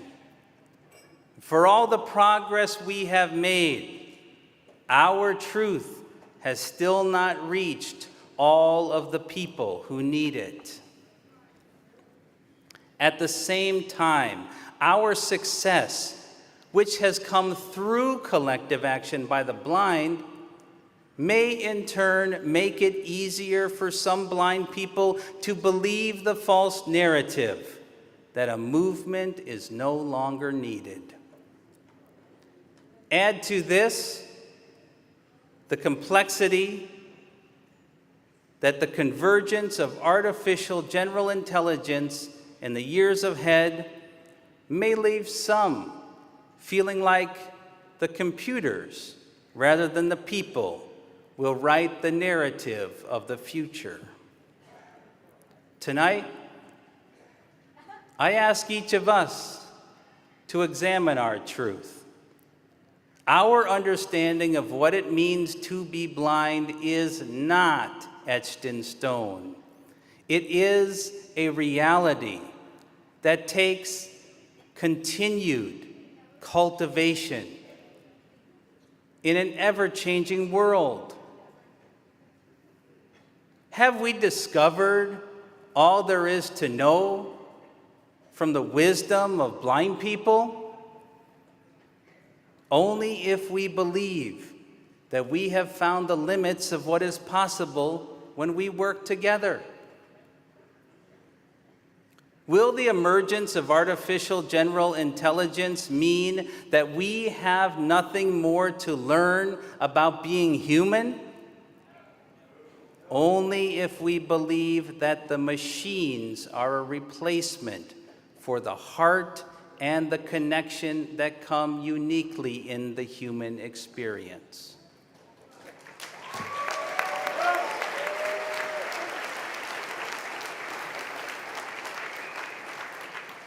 At no time since 1940 has it been more critical that we commit ourselves to the power of collective action. Yes, not even when the very existence of our movement was in question was it more important than it is to us today.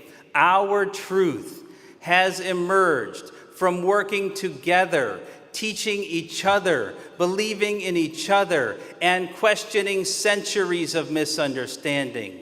And that truth grows because of the power we continue to give it. In a relatively short period of time, we have made significant progress. In a relatively shorter period of time, that progress can be significantly diminished. As Dr. TenBroek wrote, the right to live in the world is something more than the right to remain in it.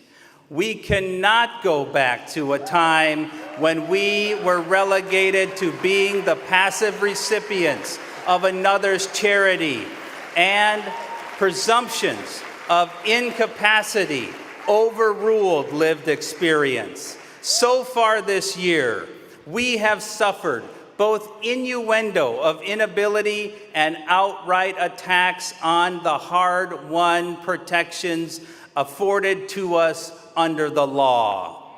Our truth lives within a society that is divided along so many lines. If we allow our community, our understanding of the true capacity of blind people to be divided in the same way, we are doomed to be defined by the historical ending of the parable of the blind men and the elephant.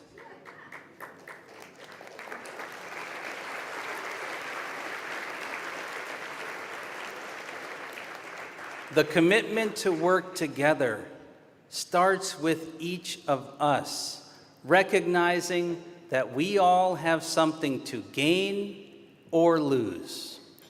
The Federation, our movement, is built through the will and power of the people. How the parable is rewritten continues to be up to each of us, through our choices and everyday actions. This banquet marks the end of my 30th consecutive convention.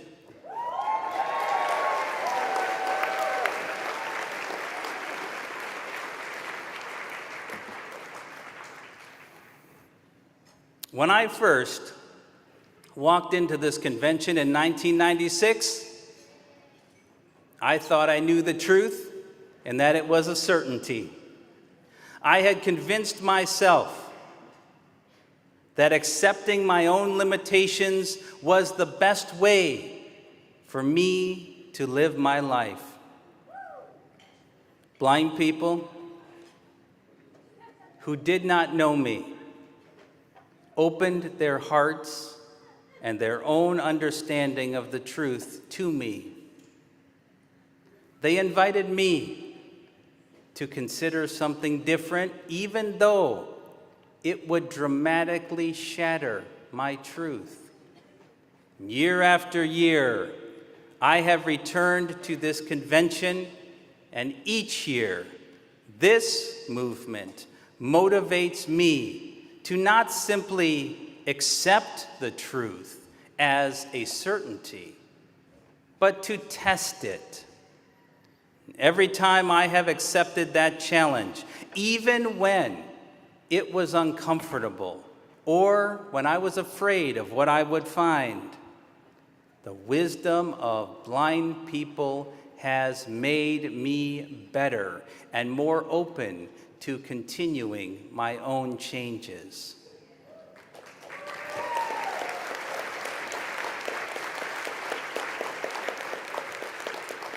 I could not have ever imagined how our collective truth would fulfill so very much of my life. I have lived within the organized blind movement longer than I have lived without it. Yet, I can easily remember what the truth used to be like. And I never want to go back to not knowing the power and wisdom of our Federation family.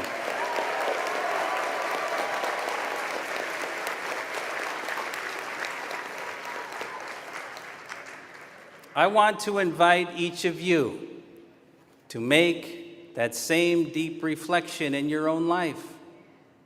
Ask yourself whether you have discovered the full truth about living blind in America, or whether you have settled for what is most convenient.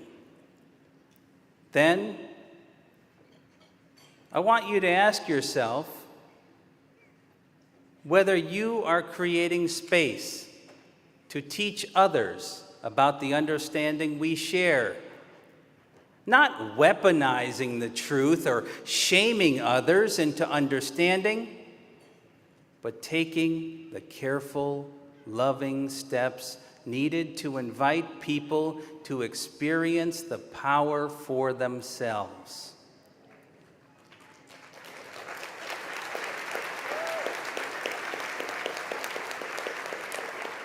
This is what happens daily in our affiliated training centers, in our chapter meetings, and in the small moments of members reaching out to members, people sharing their power with people. When you reflect, I hope that your understanding will be that a movement of blind people is critically important in your life, and that we must reclaim the narrative within society. That is my commitment and reflection as I anticipate the next 30 years of our time exploring our truth together.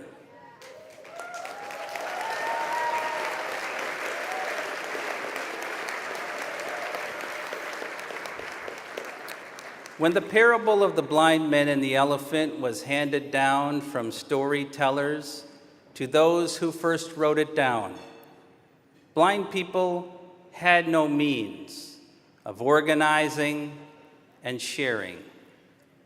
By the time of the founding of the National Federation of the Blind, blind people had figured out ways to get the experience needed to begin rewriting the historical narrative. Today, blind people have a choice to leave the crafting of the narrative to someone else, or to be part of the effort to build the truth and share it throughout society. I have made my choice, and it is to trust this group of people to help me discover the truth of living the life I want as a blind person.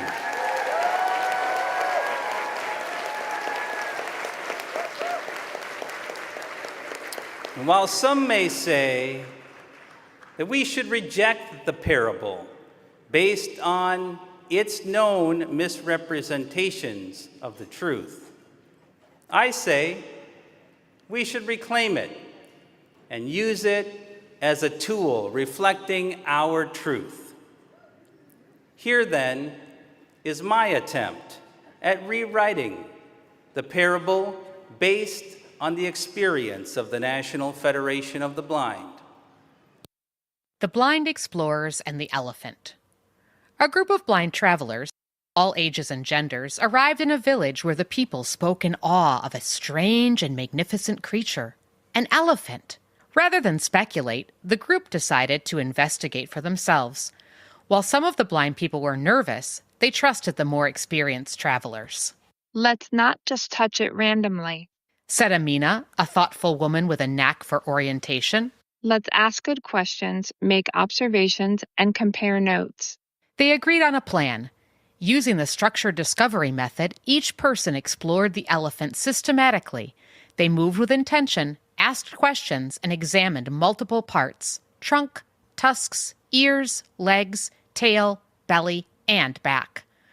Carlos, feeling the long, flexible trunk, remarked, "It moves like a strong hose, but it's warm, and its skin is textured." Maya, crouched near a massive foot, noted, "This leg feels like a pillar, but it ends in a padded, round base." David climbed carefully with help and said, "Up here, it's wide and flat. I think I'm on the back." Lynn, exploring an ear, said, "It's huge and thin.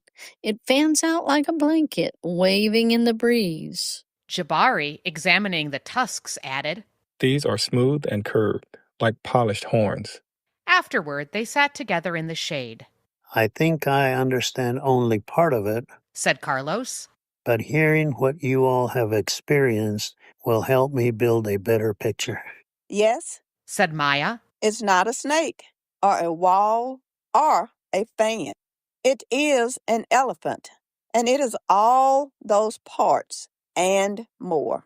Together, they built a shared understanding that none could have formed alone. They drew a detailed map, created a tactile model, and even taught others in the village what they had learned. The villagers, amazed, asked, "How did you figure it out?" "We explored," said Amina. "We asked questions, shared what we learned, and listened to each other. We cannot wait for opportunities to come to us. We must seize the moment, even when it is uncertain. That's how discovery works."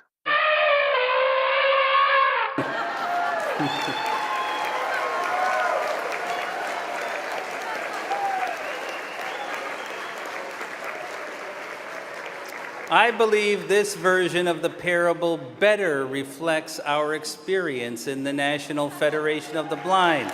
Although it would be even better if more blind people had contributed to the rewriting. It is essential that we, the blind, reclaim responsibility for shaping and sharing our stories. The blind must be the ones to write the narratives, sing the songs, perform the plays, telling the truth about our experience. Then we must share them throughout society. We must continue to utilize our movement to raise expectations for the blind during a very disruptive period of human experience. This will not be without disappointment and sacrifice. The road to equality has plenty of pitfalls, and there are bound to be setbacks. But our story is filled with the song of hope, as it has been since the beginning of our movement in 1940. Our shared truth is not yet as well known as we would like. Our hope for the future has not yet moved a critical number of allies to make its acceptance a certainty. Our stories are not yet celebrated among the best of the human experience.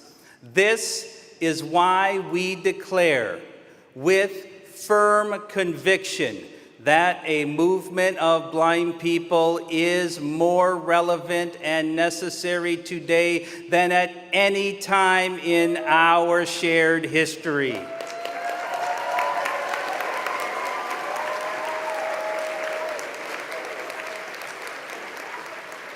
We know that movements are not powered by perfection. They are powered by persistent people. Our movement advances because blind people and their allies make a commitment to our truth, a truth that evolves as we test the limits and raise expectations, generation after generation, a commitment that requires us to show up, make sacrifices, listen to and teach each other, and speak up through personal stories. Through the bond of faith we share together in this movement, our story will change the world. My Federation family, let us be proud of the movement we share. Centuries of misunderstanding created the narrative that blindness was our limitation and that we needed someone else to care for us. We organized and began reclaiming our narrative. Under no circumstances will we again allow our stories to be misrepresented, and under no circumstances will we stop crafting our true narrative. Every day, we struggle against persistent low expectations, but we do so with hope and our truth that it is respectable to be blind. But equality in society is not yet ours. We deserve a world where every heart and mind know the truth of our story. The only way we can get to that future is together through the courage, determination, and creativity of a diverse, shared movement. This is the commitment we make to each other. This is the love, hope, and determination felt in our movement. This is the bond of faith that fuels our hope for our tomorrows. Let us go together to find those blind people who have not yet discovered the power of their story. Let us show that we belong in the world and we make it better. Let us sing our song of truth. You and me, NFB, let's dream together. NFB, you and me, lives on forever. You will see, yeah. Let us go build the National Federation of the Blind.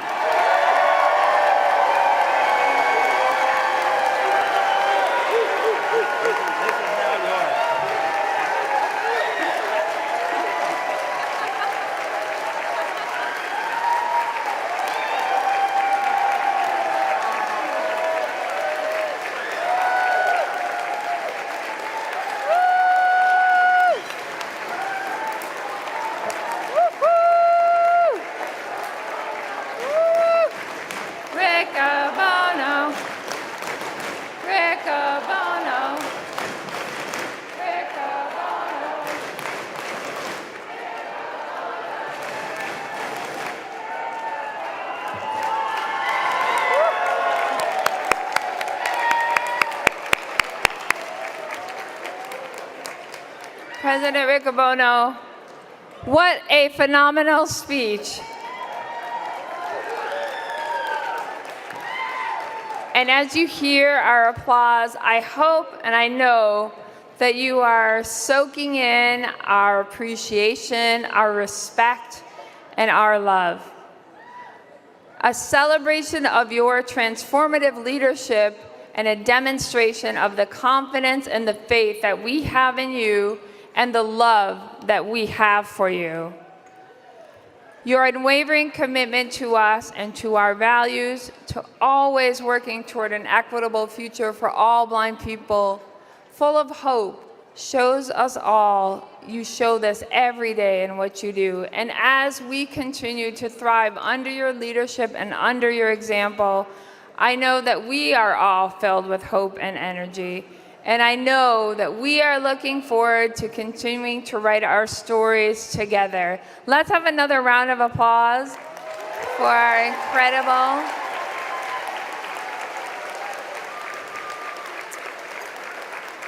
Now I see the significance of Calliope.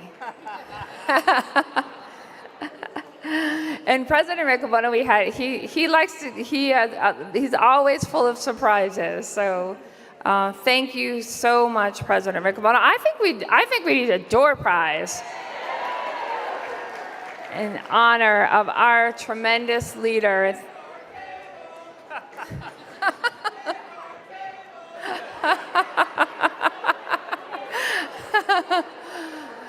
So how about $200 if you are here?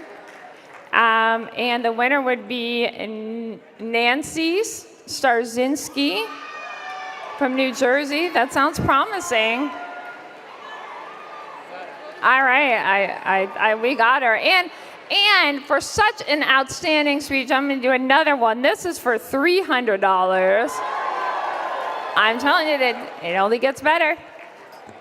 We got a really exciting grand prize coming up at the end of from our Louisiana affiliate. So this, if you are here, this individual is from Virginia, Conrad Winnick. Conrad Winnick is. It sounds like we have Conrad. Okay. All right, congratulations. Now, I want to mention before I introduce our next presenter, today we heard about the power of our Museum of the Blind People's Movement. And as we listened to President Riccobono's words, another reminder about the impact that everyone here can have, our friends, our families, all those who are listening to us virtually. Again, I encourage everyone to go to nfb.org/contribute/museum, a way to continue our legacy and to build the future. And now I would like to introduce our next presenter. Dr. Ray Kurzweil is a world-class inventor, thinker, and futurist with a 35-year track record of accurate predictions. He has been a leading developer in artificial intelligence for 63 years. He was the principal inventor of the first CCD flatbed scanner, the first Omnifont optical character recognition device, the first print-to-speech reading machine for the blind, the first text-to-speech synthesizer, the first music synthesizer capable of recreating the grand piano and other orchestral instruments, and the first commercially marketed large vocabulary speech recognition software. Dr. Kurzweil received a Grammy Award for Outstanding Achievement in Music Technology. He is the recipient of the National Medal of Technology, was inducted into the National Inventors Hall of Fame, and holds 21 honorary doctorates. He has written 5 best-selling books. His latest book, The Singularity is Nearer, debuted at number 4 on the New York Times bestseller list in June 2024. He is a principal researcher and AI visionary at Google. And in addition to his groundbreaking innovations and profound influence in technology, Dr. Kurzweil has sustained an enduring and meaningful partnership with the National Federation of the Blind. His friendship and his unwavering support have helped expand possibilities for blind people around the world, championing accessibility, empowerment, and a future of inclusion through harnessing the power of technology. His intentional and enduring partnership with us, now spanning over 5 decades, is a testament to his belief in our work together. It is my pleasure to introduce our friend and our colleague, Dr. Kurzweil.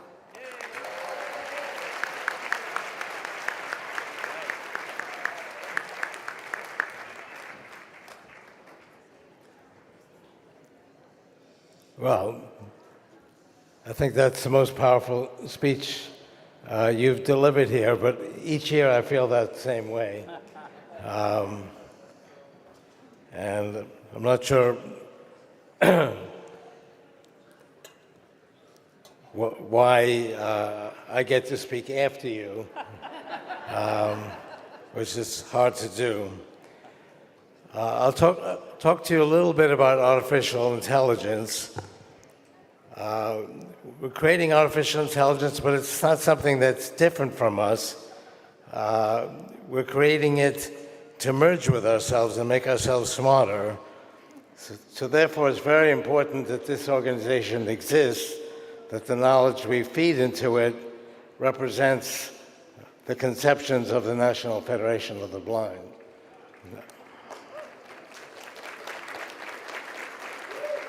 So you told us a parable about several blind men examining an elephant. I remember actually hearing about this story when I was much younger. Humor does require that people share a perspective as to what makes the humor funny. And if that perspective requires a misunderstanding of the capabilities of the blind, people will find it funny. And I think you provided us a useful understanding of why that's funny and how we can correct it. So I've been studying humor recently because, as I say, artificial intelligence is something we're going to consider as part of our own knowledge.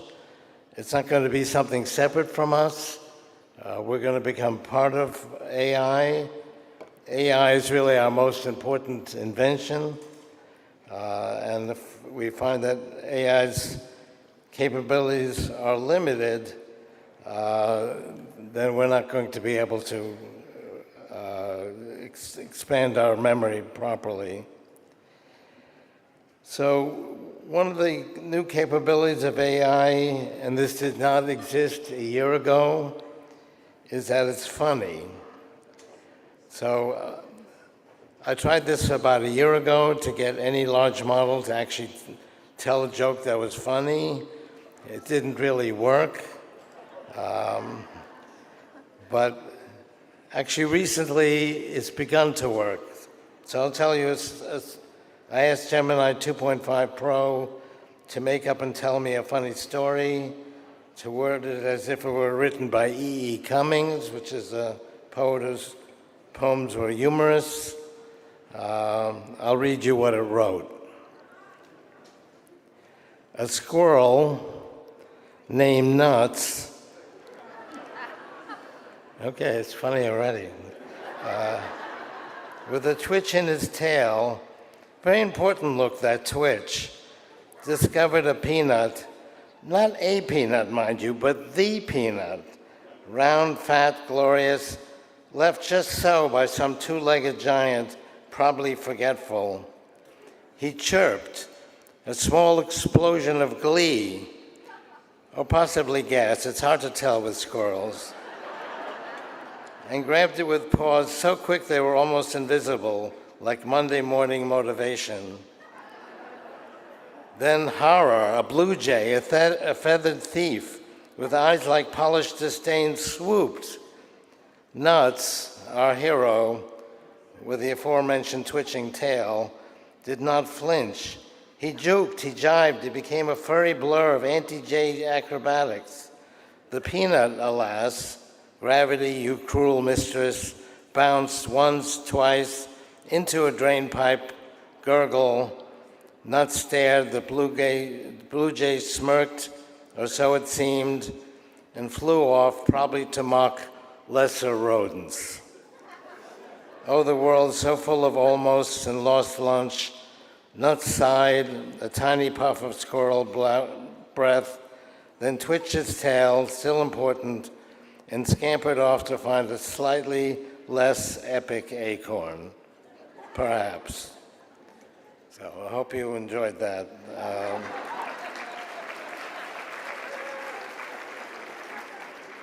But I will say that as we actually teach humor and other capabilities of AI to regular people, and we adopt that as part of our shared knowledge, that reflects the kind of truth that President Riccobono shared with us. I'll share one capability that I think you'll all be interested in.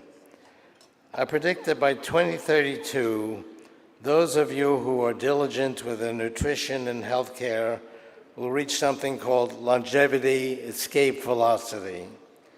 Right now, as you live through a year, use up a year of your longevity. However, if you're diligent about your health, and I believe all of you are doing that, at least I hope you are, I estimate that you can get back as much as 4 months per year today from breakthroughs in scientific understanding. In other words, you only lose about 8 months of your lifespan in a year today. However, as I said, AI is gaining exponentially, and it's propelling medicine forward at an exponential rate. So by roughly 2032, when you live through a year, you'll get back an entire year from scientific progress. And beyond that point, you'll get back more than a year for every year, so you'll actually be going backwards in time as far as your health is concerned, if you're diligent.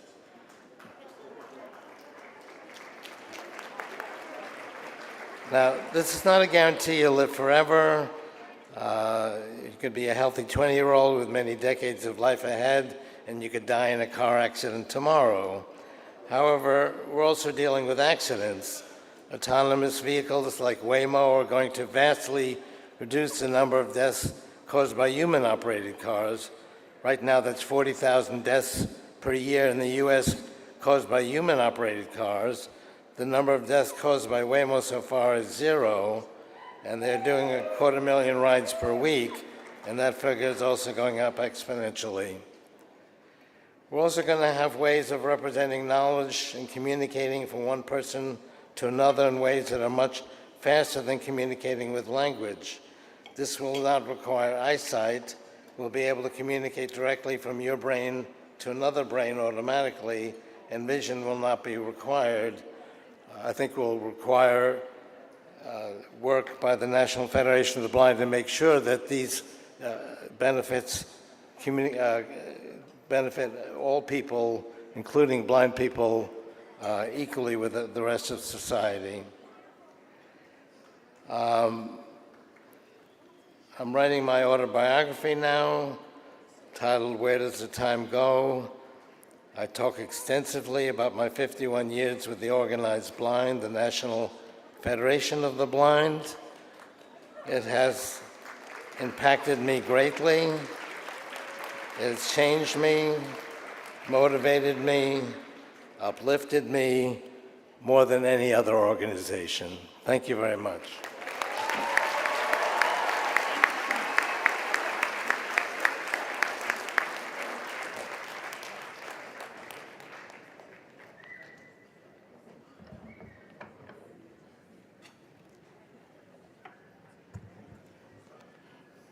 Thank you so much, Dr. Kurzweil.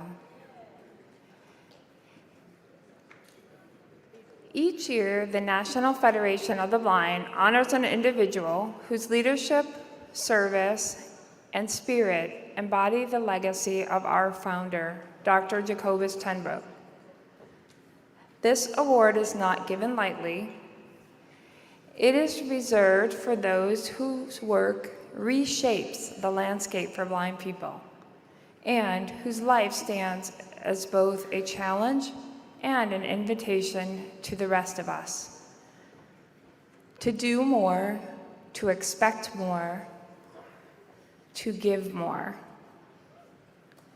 The person we recognize this evening has spent decades building not just programs or partnerships, but people.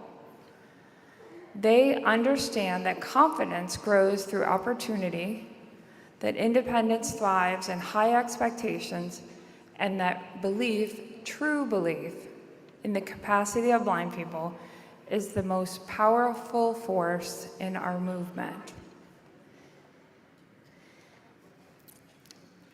This leader has mentored countless individuals in large and small ways, always going above and beyond, often sacrificing personal time, whether through an encouraging word or providing a chance to conquer a fear. Their fingerprints are on dreams realized and barriers broken. Their approach is both imaginative and deeply personal, believing in people before they believe in themselves, holding fast to the idea that blindness is not the characteristic that defines a person or their future. To this individual, that is not just a tagline, it is a way of life. Many in this room recognize immediately this individual's voice, warm laughter, compassionate heart, and insistence on excellence. Many more know the ripple effect of this person's work, even if they don't realize it came from this person. Tonight, we honor a woman whose career and character exemplify the values of Dr. TenBroek. She has served with humility and kindness, led with wisdom and integrity, and lifted others with a fierce and loving determination. I first had the true honor to work with her during an incredible opportunity the NFB had to provide training to blind people in Poland.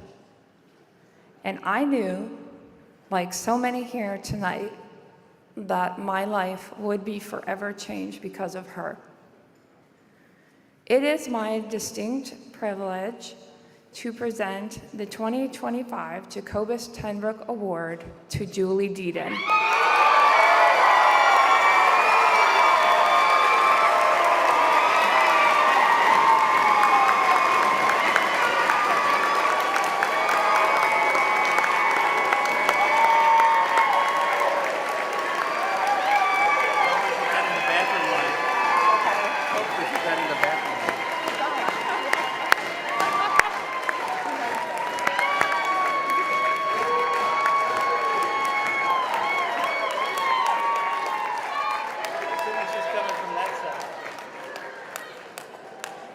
As Julie is making her way up here, I wanna thank Norma Cosby and Dr. Maurer and Ron Brown and Barbara Loest, who are on our committee.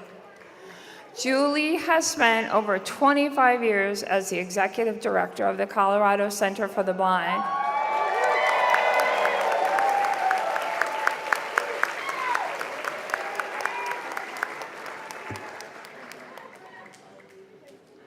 Under her leadership,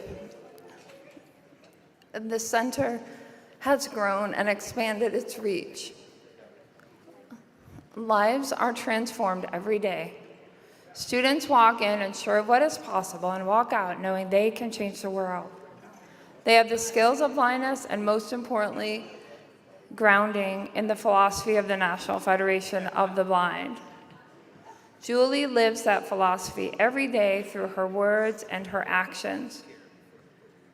Julie's impact goes far beyond the center. She has been a key leader in the National Federation of the Blind of Colorado, holding various leadership positions at both the chapter and affiliate level, helping shape the direction of the affiliate through her advocacy, mentorship, and engagement. She is also an officer in the National Association of Blind Rehabilitation Professionals. Julie's articles and presentations continue to make a positive and long-lasting difference in the field of blindness. She is a powerful voice in state and national conversations about what blind people can do and should expect from rehabilitation, education, and society. But what truly distinguishes Julie is her heart. She believes in people.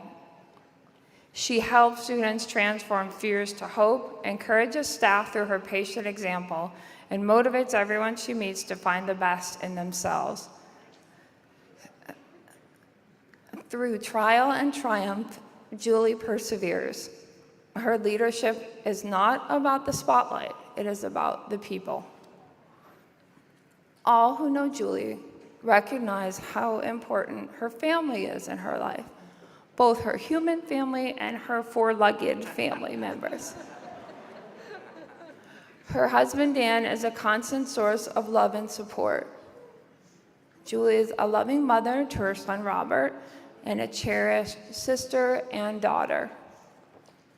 Her family is her foundation and a testament to the values that guide her every step. Julie is also a loving and loyal friend. Of that, I can attest. We have probably spent thousands of hours on the phone together and shared so many experiences through laughter and tears, so many memories. I am so grateful. Julie, you have shown us what leadership looks like when it's rooted in love and faith and unshakable belief in the human potential. Your work has changed lives. Your leadership has changed this movement. We thank you, we celebrate you, we love you, and tonight we honor you with the highest recognition the Federation can bestow.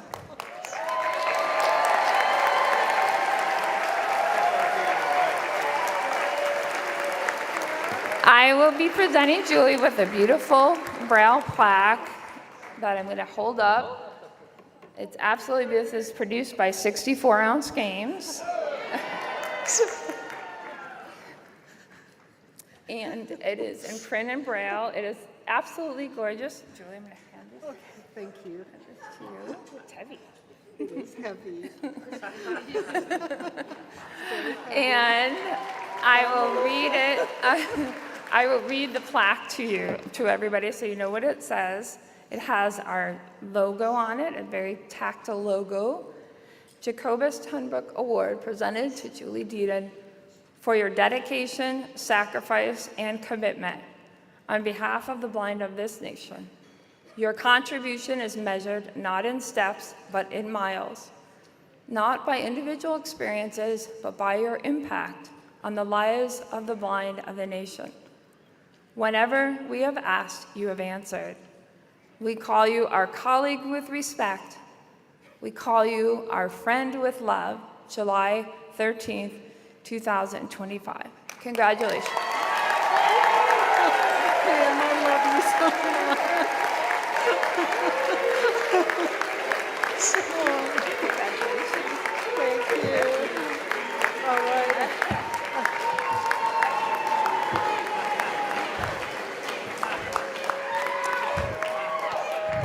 It is I am so honored to be standing up here in front of all of you, my NFB family.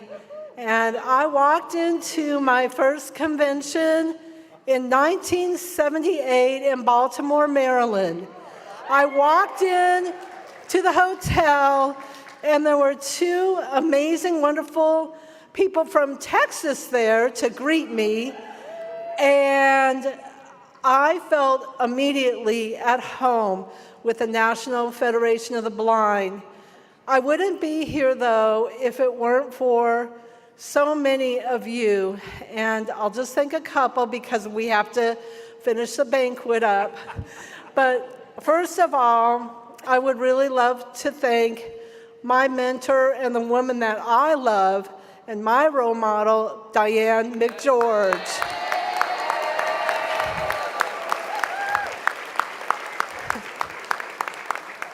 Diane taught me from the very beginning about the wonder of the National Federation of the Blind.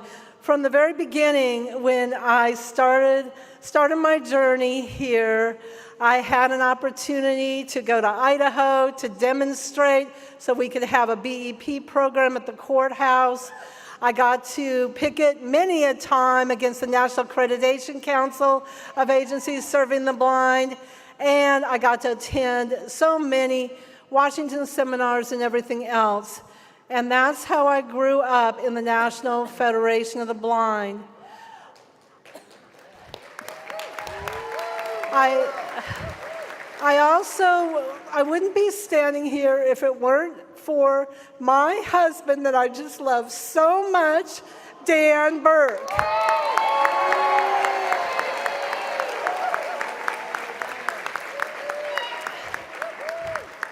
Dan has been with me and has really propelled me to continue on being the director at the Colorado Center for the Blind.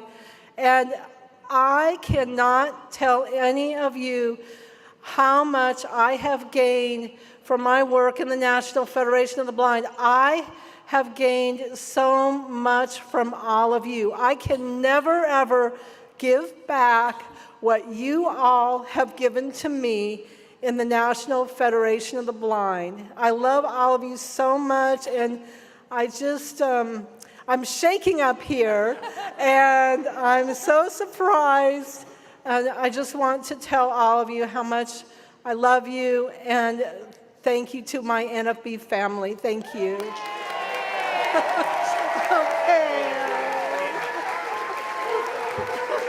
Julie. Julie, how are you, Julie? Couldn't have happened to a nicer lady. Congratulations, Julie. Congratulations.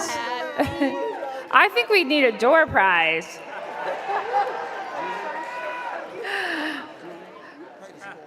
Oh, congratulations. So we are going to give a door prize for $300. Very exciting. If this individual is here, they are from New York. Edward Plumacher. Edward Plumacher from New York. Are you here? Go find Dan. Go find Dan. Edward Plumacher going once. Edward Plumacher going twice. All right. No Edward. Okay. All right. So for $300, I bet this person is here. Harold Wilson. I know Harold's here. All right. Congratulations, Harold. I would now like to introduce for a special presentation someone that has served as a leader of the National Federation of the Blind in multiple states. Wherever he is, he steps up and he is ready to serve. He is currently serving as a leader in the National Federation of the Blind of Colorado, and he also is on the National Blindness Professionals Certification Board. A longtime friend and mentor, I would like to now introduce Curtis Jong for a special presentation.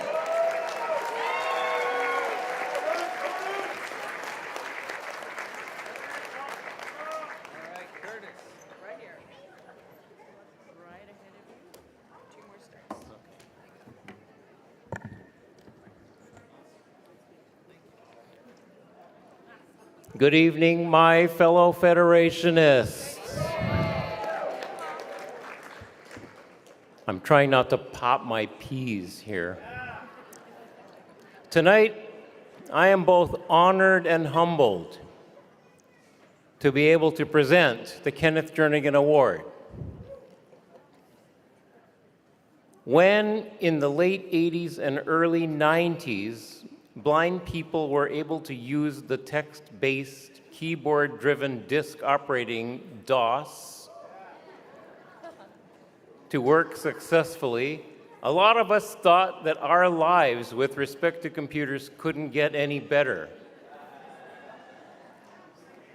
When in the early 90s, we heard about Microsoft taking the world by storm with Windows and its graphical icons instead of text, and the mouse in place of keyboard commands, those of us who used a keyboard and text-based interfaces had no idea how we would make it in this new graphical world.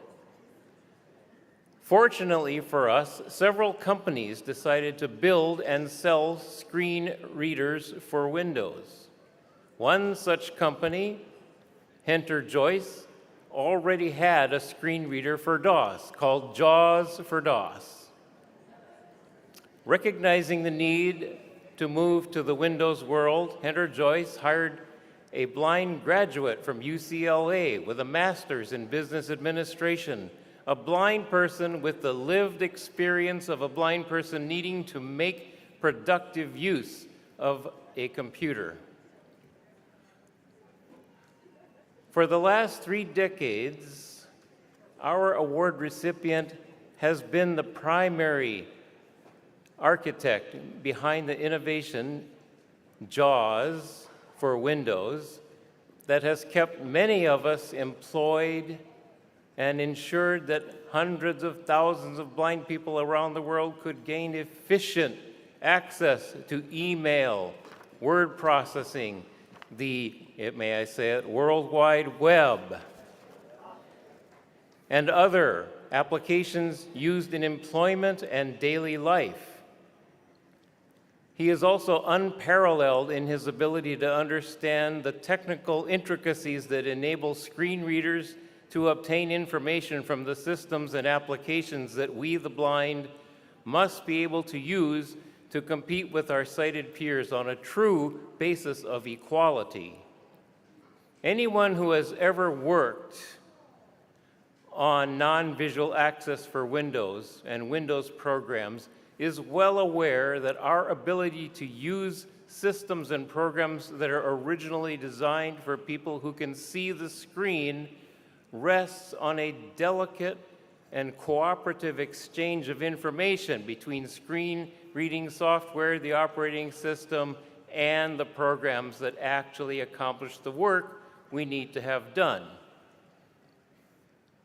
Our award recipient understands this delicate exchange of information better than most people I know.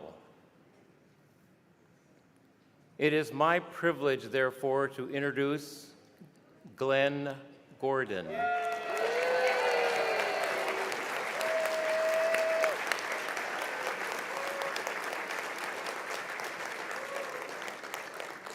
Glenn, can you kind of make your way up here? I first became aware of Glenn Gordon when he spoke at a Microsoft Accessibility Summit held way back in 1995. What impressed me then was his deep understanding of the cooperative connections that must exist between applications and systems designed for the sighted and screen readers used by the blind. I was also impressed by Glenn's ability to speak the language that the nerds at Microsoft use and understand. As evidenced by Freedom Scientific's FSC's FSCast podcast, which Glenn hosted for a few years, Glenn is exceptionally articulate and easy for us mortal human beings to understand. Glenn has spent 3 decades, we heard him talk today, ensuring that blind people can live and work using computers and systems designed primarily for people who can see. We celebrate not just one man's work, but the ripple effect of his accomplishment in changed lives and expanded opportunities. Yes, indeed. I'm not using a refreshable braille display. Can you believe it? I'm actually using real paper.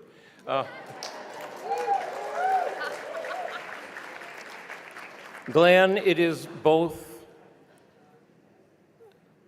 to honor you and to convey our heartfelt appreciation for who you are and what you have done that we present you with the Kenneth Jernigan Award, give you this plaque, and invite you to the microphone.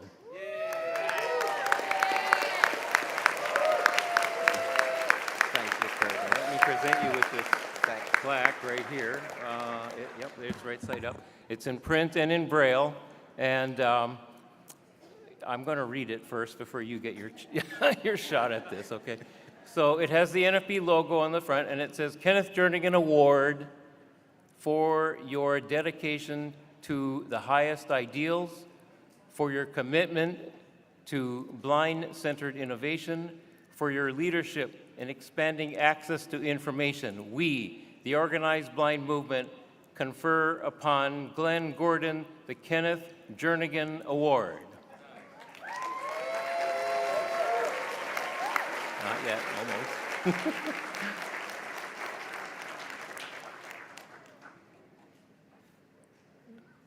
You were ready for every challenge. Your commitment to accessibility, excellence is unmatched. You are a friend to the blind the world over. National Federation of the Blind, July 13, 2025. Now, you want me to hold this or you? Yeah. Okay, I'll hold it. There you go. And here's the mic up over. Okay. Thank you, Curtis. I think this was bait and switch. I was just told I was coming to do a presentation. And in fact, I'm not ready for a challenge. The challenge of actually feeling like I'm worth accepting this award. It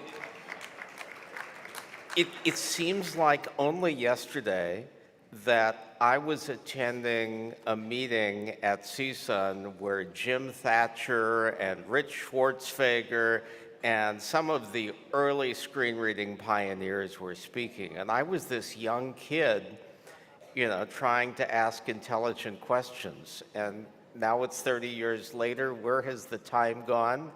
And I just, you know, sort of fixed bug after bug and helped move things forward. But this came as a complete surprise. Ryan and others managed to hide it well. I should have suspected when my colleague Carl Wise, who I've worked with for 30 years, suddenly appeared this afternoon. But I thought Ryan was just bringing him to have a reunion with me. So this comes as a complete surprise and a tremendous honor. Thank you very much. Here's the plaque. I guess you can hold it up so people can see the camera thing. Thank you, There we go. Curtis. Thanks, Glenn. Let me shake your hand, my friend. Where are you? Thanks. There you go. Thank you. Thank you.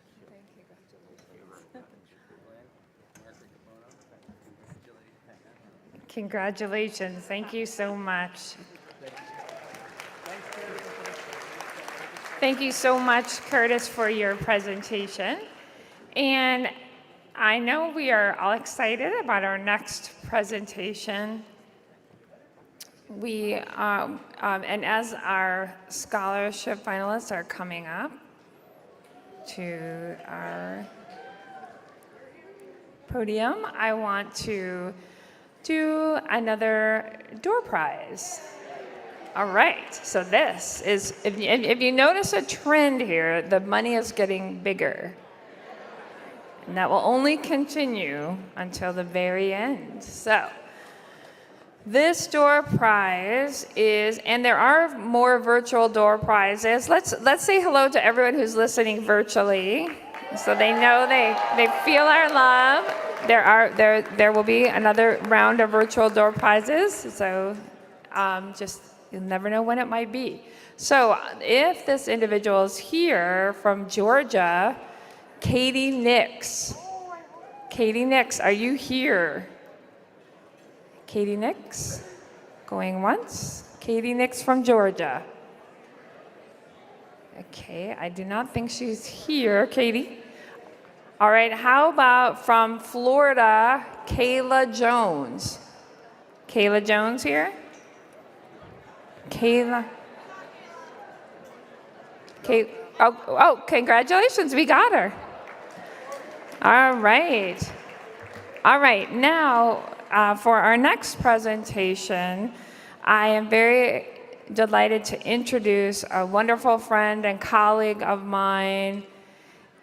She, in addition to many different hats that she wears, she is a leader in the National Federation of the Blind of New York. She's the president of the National Organization of Blind Educators. She is the chair of our scholarship committee. You have seen her all over. This scholarship committee is a job that Kate Mendez takes seriously from the year-round. This is not just a convention. She will continue to be planning for the next upcoming year as soon as convention ends, maybe after sleeping a day. But Uh, she is also an incredible teacher, and I know how excited we are to hear about our scholarship winners. So here is our wonderful chair, Kate Mendez.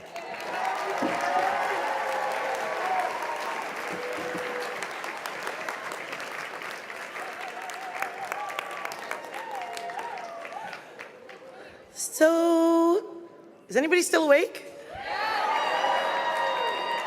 The folks on my left at the high number tables are awake. Folks from about 50 down, are you awake? Okay, good. All right, we're awake. Awesome. So this is the 8th year that I have had the privilege of chairing this committee. And again, many thanks to President Riccobono for giving me this incredible honor. And thanks to the committee for all of their diligent work in mentorship and selecting finalists and all the outreach that they do. Every scholarship class has its ups, its downs, its challenges, but we meet them together. In 2020 and 2021, we figured out how to do scholarships online. And in 2022, we figured out how to be back in person like actual humans and how to do scholarship when everybody had COVID. Yay for no COVID. So this year, we had a little fun because for the first time ever in my experience, this banquet hall, this is actually a good thing, this banquet hall is so full that there are tables all up like right up to the stairs of the stage over here where we line up the scholarship class, and they all just popped right up and put themselves in alphabetical order and got themselves organized and ready to go. And that's the kind of folks that we are so happy to celebrate with this National Scholarship Program. Leaders, scholars, innovators, and problem solvers. Here they are, and I get to introduce them to you, which is a wonderful privilege. All right, here we go. As I announced them, I'm going to do home state, school state, vocational goal. They're going to pass behind me in 2 rows along the stage. As they mount the stage, they will be shaking hands with President Riccobono, Dr. Mark Maurer, and Dr. Kurzweil. They will also receive a goodie bag with a plaque from the Kurzweil Foundation, which is in print and braille. And also in that goodie bag, I won't tell you exactly where, is a portion of their scholarship. The rest of it will be dispersed after the close of convention. But this is a big deal for them tonight as well. So, as I announce them, please give them lots of love. Wasim Al-Janezra, Pennsylvania, Special Education. Lauren Altman, New Jersey, Louisiana, Teacher of Blind Students. Sergio Ortiz Arguelles, New Jersey, New York, Law. Izzy Bailey, Maine, Social Work. Caleb Calhoun, Virginia, Cybersecurity. Aaron Daly, Colorado, Assistive Technology Consultant. Yuna Jada, Massachusetts, California. Content Strategy in Entertainment. And I would like to add that Yuna is one of 4 TenBroek Fellows in this class. As you heard earlier this evening, President Riccobono in his excellent speech reminded us that Dr. Jacobus TenBroek was the first president of this organization, and those who are receiving their second NFB scholarship, national scholarship, are considered to be TenBroek Fellows. So Yuna is the first of 4 of those. Kashana Graham, Michigan, Human Services. Toby Harnish, Pennsylvania, Software Engineer. Caitlin Head, Ohio, Illinois, Professor of Music. Daniel Hernandez, Arizona, clinical psychologist. Rashida Kenner, Kentucky, Indiana, social work. Noor Kraysat, Pennsylvania, law. Jean Kim, California, Massachusetts, computer science professor. Andrew Lee, Georgia, entrepreneur. And I feel that it is incumbent on me to show some solidarity with the person who spoke before me. I am also using, honest to goodness, old school paper braille, which is always a little bit of a risky proposition this late in the week, because if you've been carrying braille around in your purse or a briefcase all week, you know the kind of state that it's in. So let's hope I don't want to lose any dots as we continue here with our second row, starting with Riley Letterman, Michigan, music therapy. Ren Lovegood, Massachusetts, professor and researcher. Ryan Lukowicz, Rhode Island, political science, law. Rhode Island, you gotta work harder. Nice and loud, Rhode Island. I know you're little, but you're mighty. Okay. Zoe Marsh, Connecticut, New York. O&M instructor.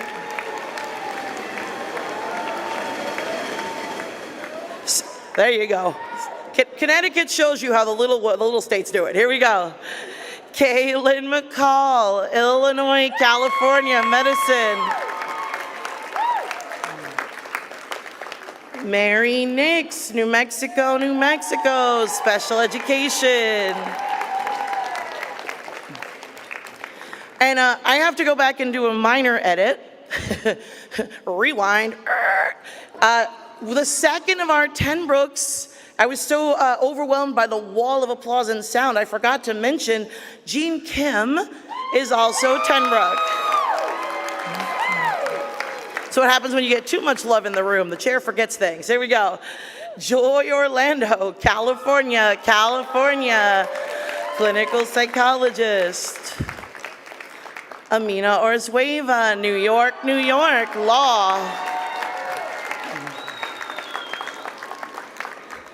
Ganyu Sasi, Texas, health information. Nicole Kibol, Hawaii, professor of philosophy. Millie Rivera, Maryland, biblical counselor.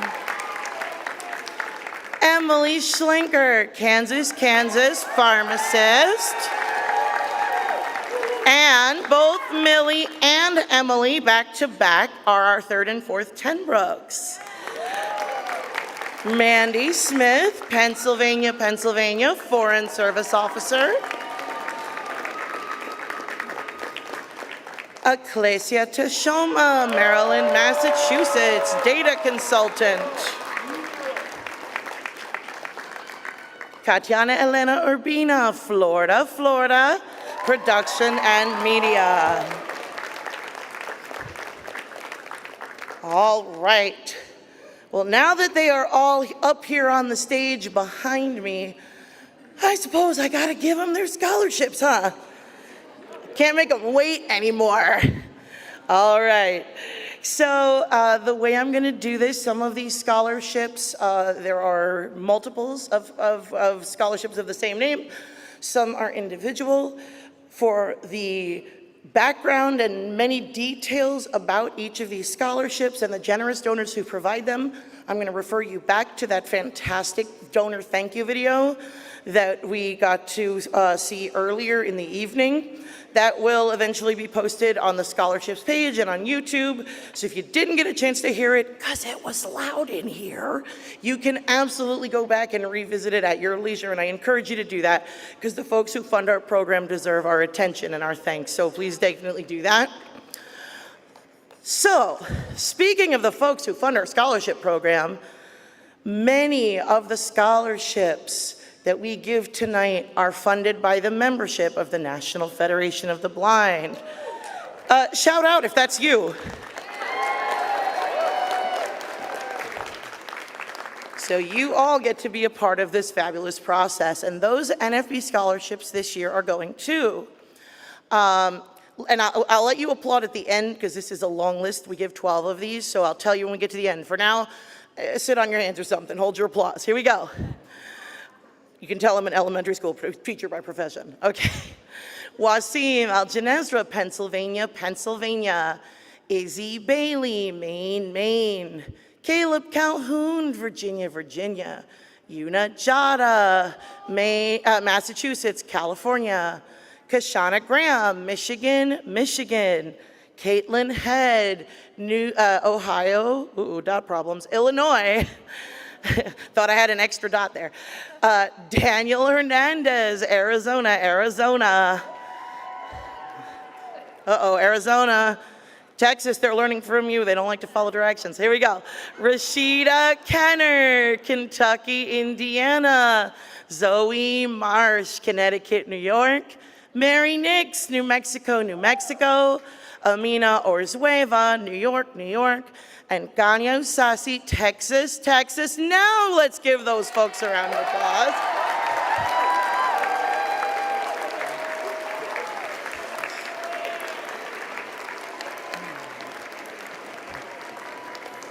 Okay, so our next scholarship, among the various criteria that go along with this scholarship, one of the fields that it can be awarded to is someone studying in medicine. So our Howard Brown Rickard Scholarship for this year goes to Kaylin McCall, Illinois, Massachusetts. Our Jesse and Hertha Adams Charitable Trust Scholarship. If you were able to hear the video earlier, this segment talked about hard work leading to success. This one's going to Riley Letterman.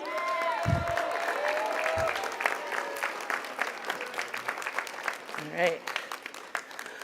We have 2 Edith R. and Alvin J. Domro Foundation scholarships, and those are going to Sergio Ortiz, New Jersey, New York, and Noor Kraysat. Massachusetts, sorry, Braille, there we go. Our Charles and Betty Allen Scholarship goes to Ryan Lukowicz, Rhode Island.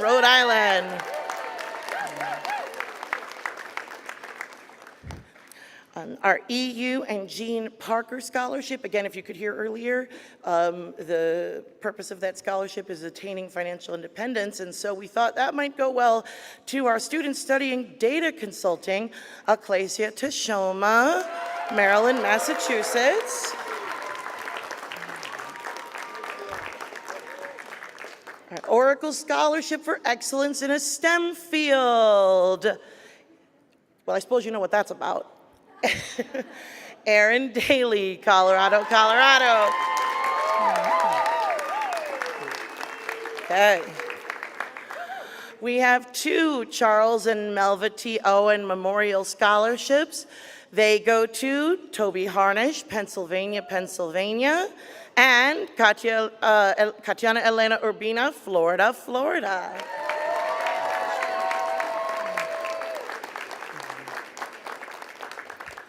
Our next scholarship is our Mimi and Marvin Sandler, which honors a longtime president of Independent Living Aids, and so entrepreneur goes to an entrepreneur. Andrew Lee, Georgia.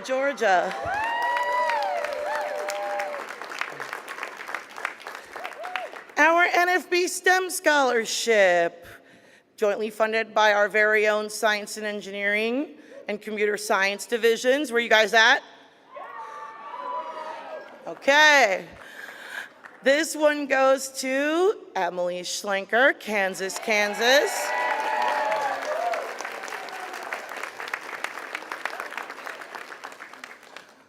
So this next one is very dear to the hearts of the Scholarship Committee.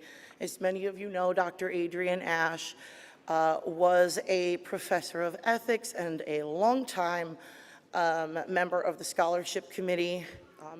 The video earlier talked about her commitment to academic excellence and achievement and to scholarship. And so each year we think long and hard about the finalist who best exemplifies the values in education and bioethics that we think Adrian would have championed. And this year that award goes to Ren Lovegood, Massachusetts, Massachusetts.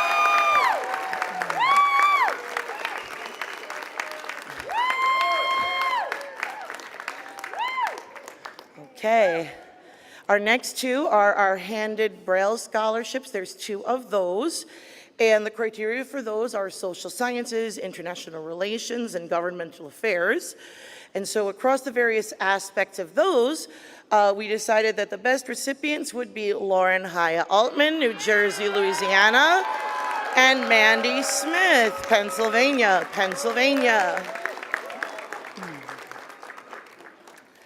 Now this one you might sound a little familiar based on some of the things we've heard already this week and even earlier this evening. Our JAWS for Windows Scholarship.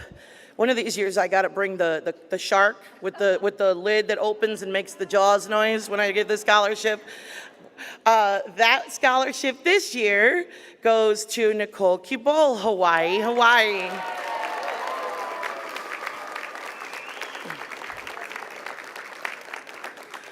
Our Jacqueline Billy Memorial Scholarship goes to Joy Orlando, California.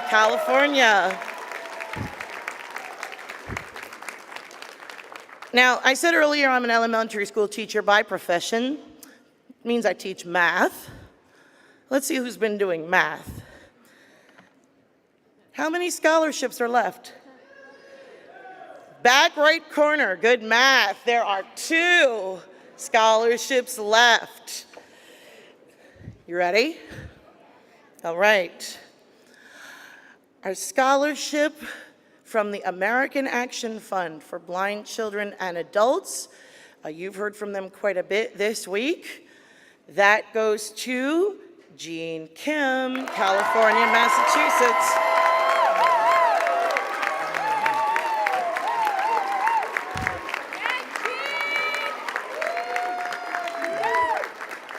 Right.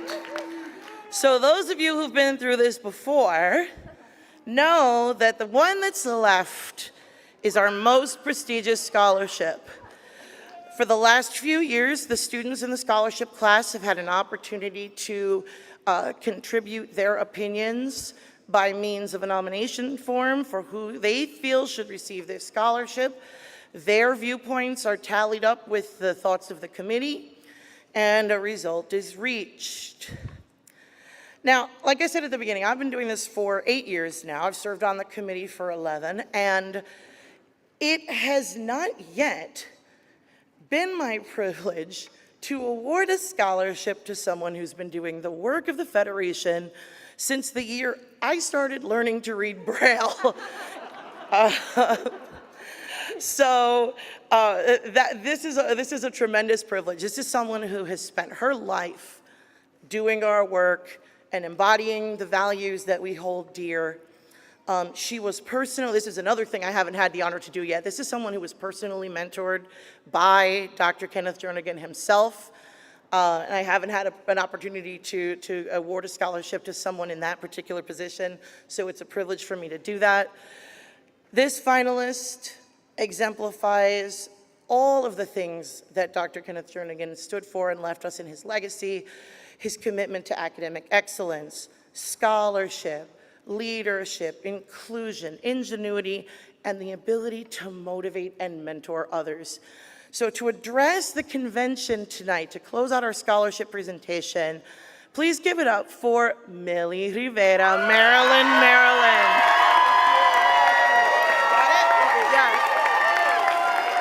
Thank you so much. Wow, what a convention we have had.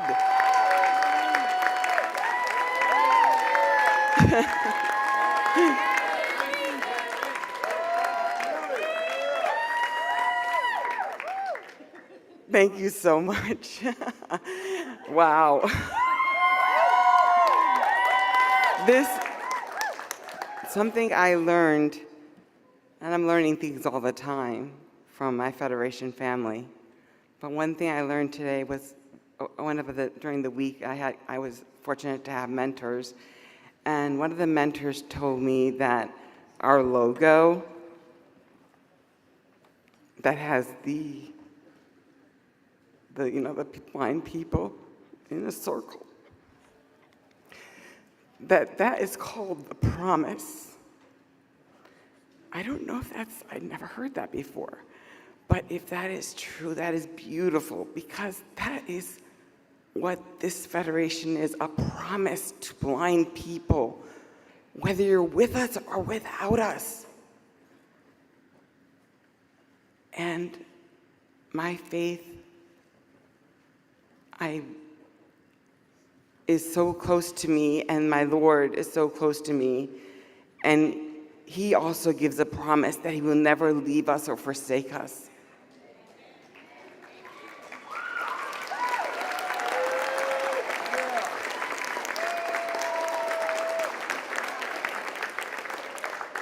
This is why I actually had a drink with Dr. Jernigan. I was reminded that by a fellow seminarian, and I got to go to leadership seminars, and I've had a chance to do so many things, and with so much love for so many people. When I've been ill, people have been by my side and accept me for who I am. And I truly believe this is a family. And to my fellow winners, because we're winners tonight. We're not finalists anymore. To our fellow winners, don't forget about us.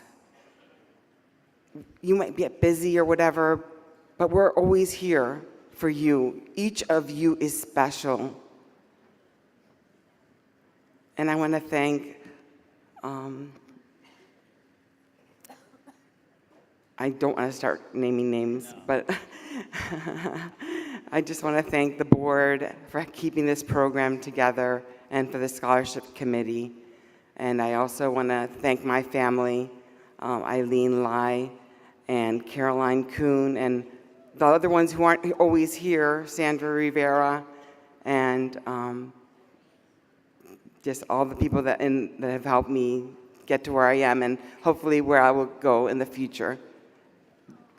Using this degree to help women who are mentally ill use their faith to get over the struggle of mental illness.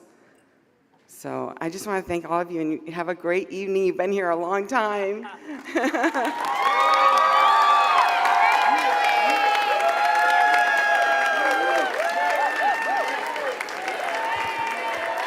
All right. Well, let's one more time. Let's get a great big rousing. We're in New Orleans. We're here. We're together. We're Healthy Federation cheer for the class of 2025.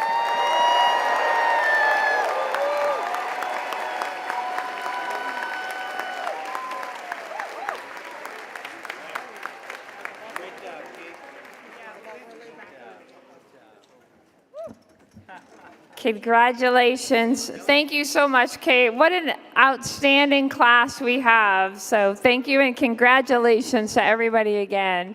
Let's have a door prize. Speaking of money, now let's see. This door prize is for $500. And you notice, as I said, the money keeps getting higher. So And if they are here, this person's from Louisiana, Randy Miller. Is Randy Miller here? Randy Miller?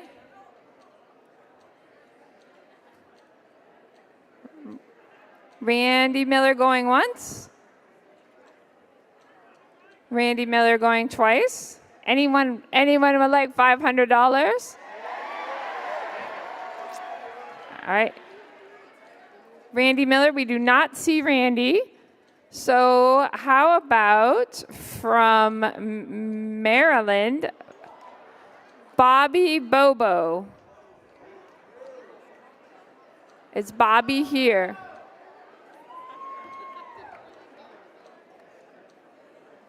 Do we have Bobby? Yeah, okay, we do not see Bobby Bobo. One more time. All right. Okay, so for $500, I saw this $500 to give away. How about from Arizona, D. Davis? D. Davis. All right, congratulations, G.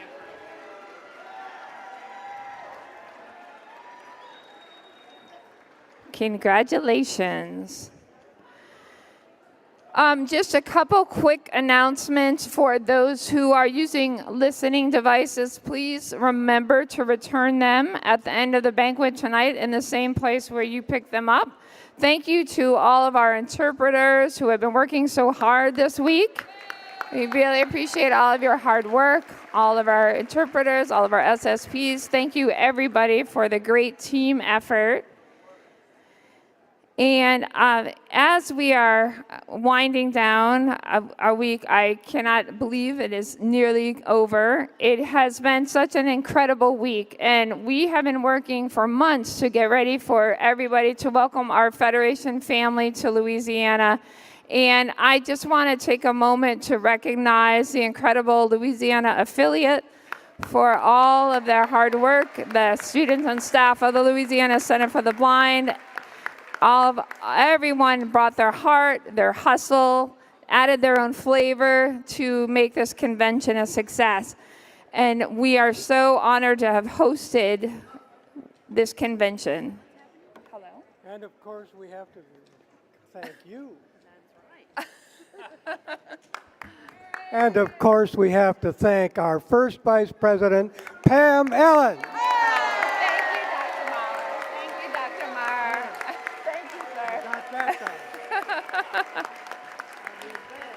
Thank you, sir. Thank you, sir. Thank you so much. It has been an honor, and it is a family effort here. That's how we do things in the National Federation of the Blind. So we all work together. Thank you so much.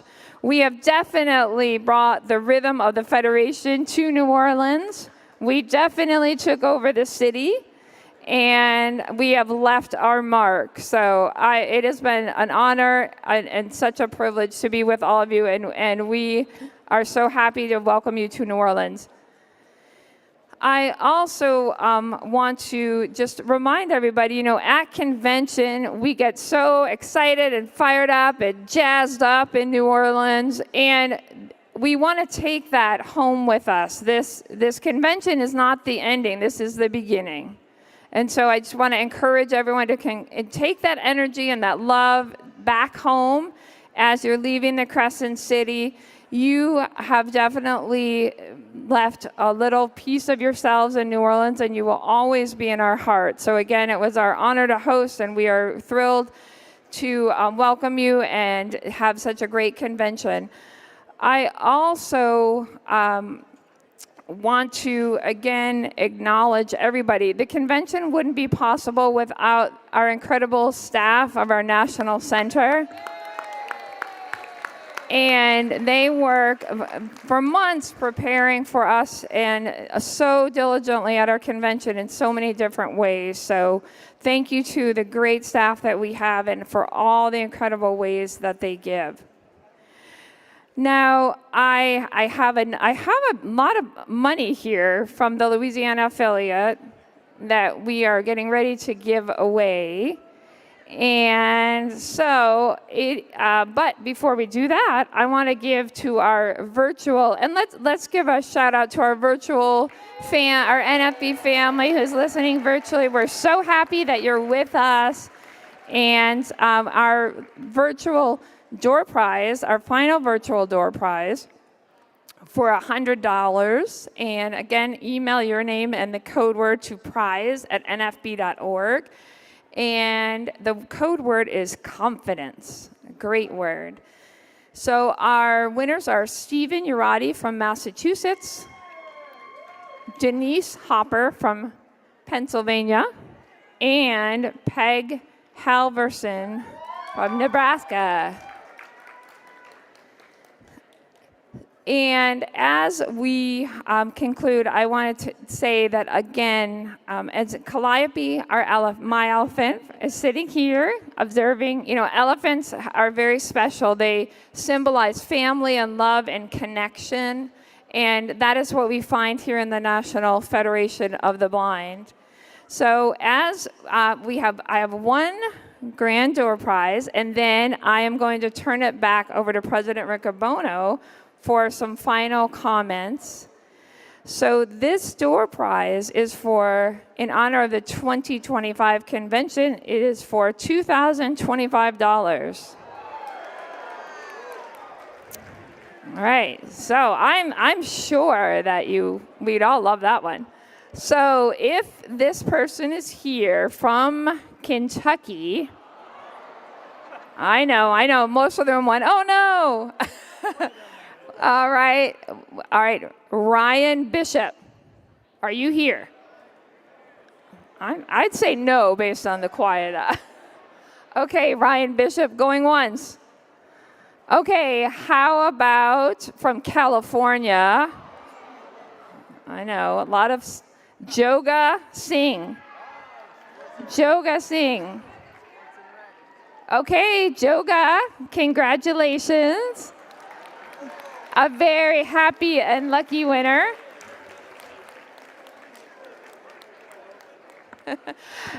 Congratulations, our pleasure. So before, I want to again, the highlight of our week is President Riccobono's banquet speech. So let's hear it one more time for our incredible president.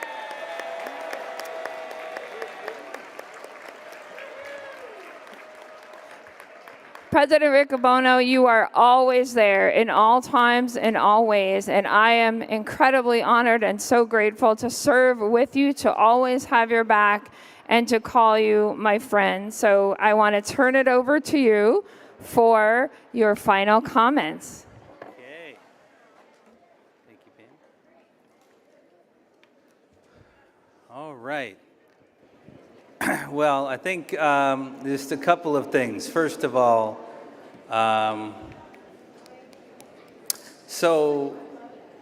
when Calliope came to be with Pam earlier in the week at the Rookie Roundup, I asked Pam if she knew what it meant that an elephant had its trunk in the air. And she, being an elephant expert, said she did, that this is good luck, good wishes, and good prosperity. And I think we all can agree that that is what our first vice president gives to this movement every day. Both Pam and Roland Allen, thank you for everything that you do. And I came to my first Federation New Orleans convention in 1997. It was our biggest attendance convention ever. It was the summer I turned 21. The summer I turned 21. So of course I didn't drink at the convention, but it was a great convention. It was Dr. Jernigan's last banquet speech.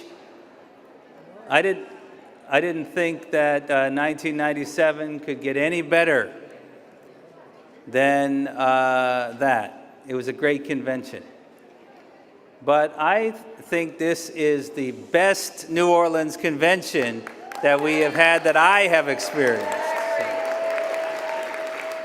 And that's definitely due in large part to our affiliate. So let's give our affiliate another round of applause.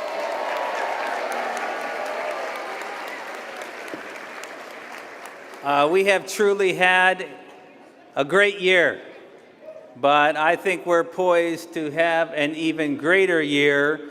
So, can you indulge me in an elephant-sized, the biggest you can, Federation cheer?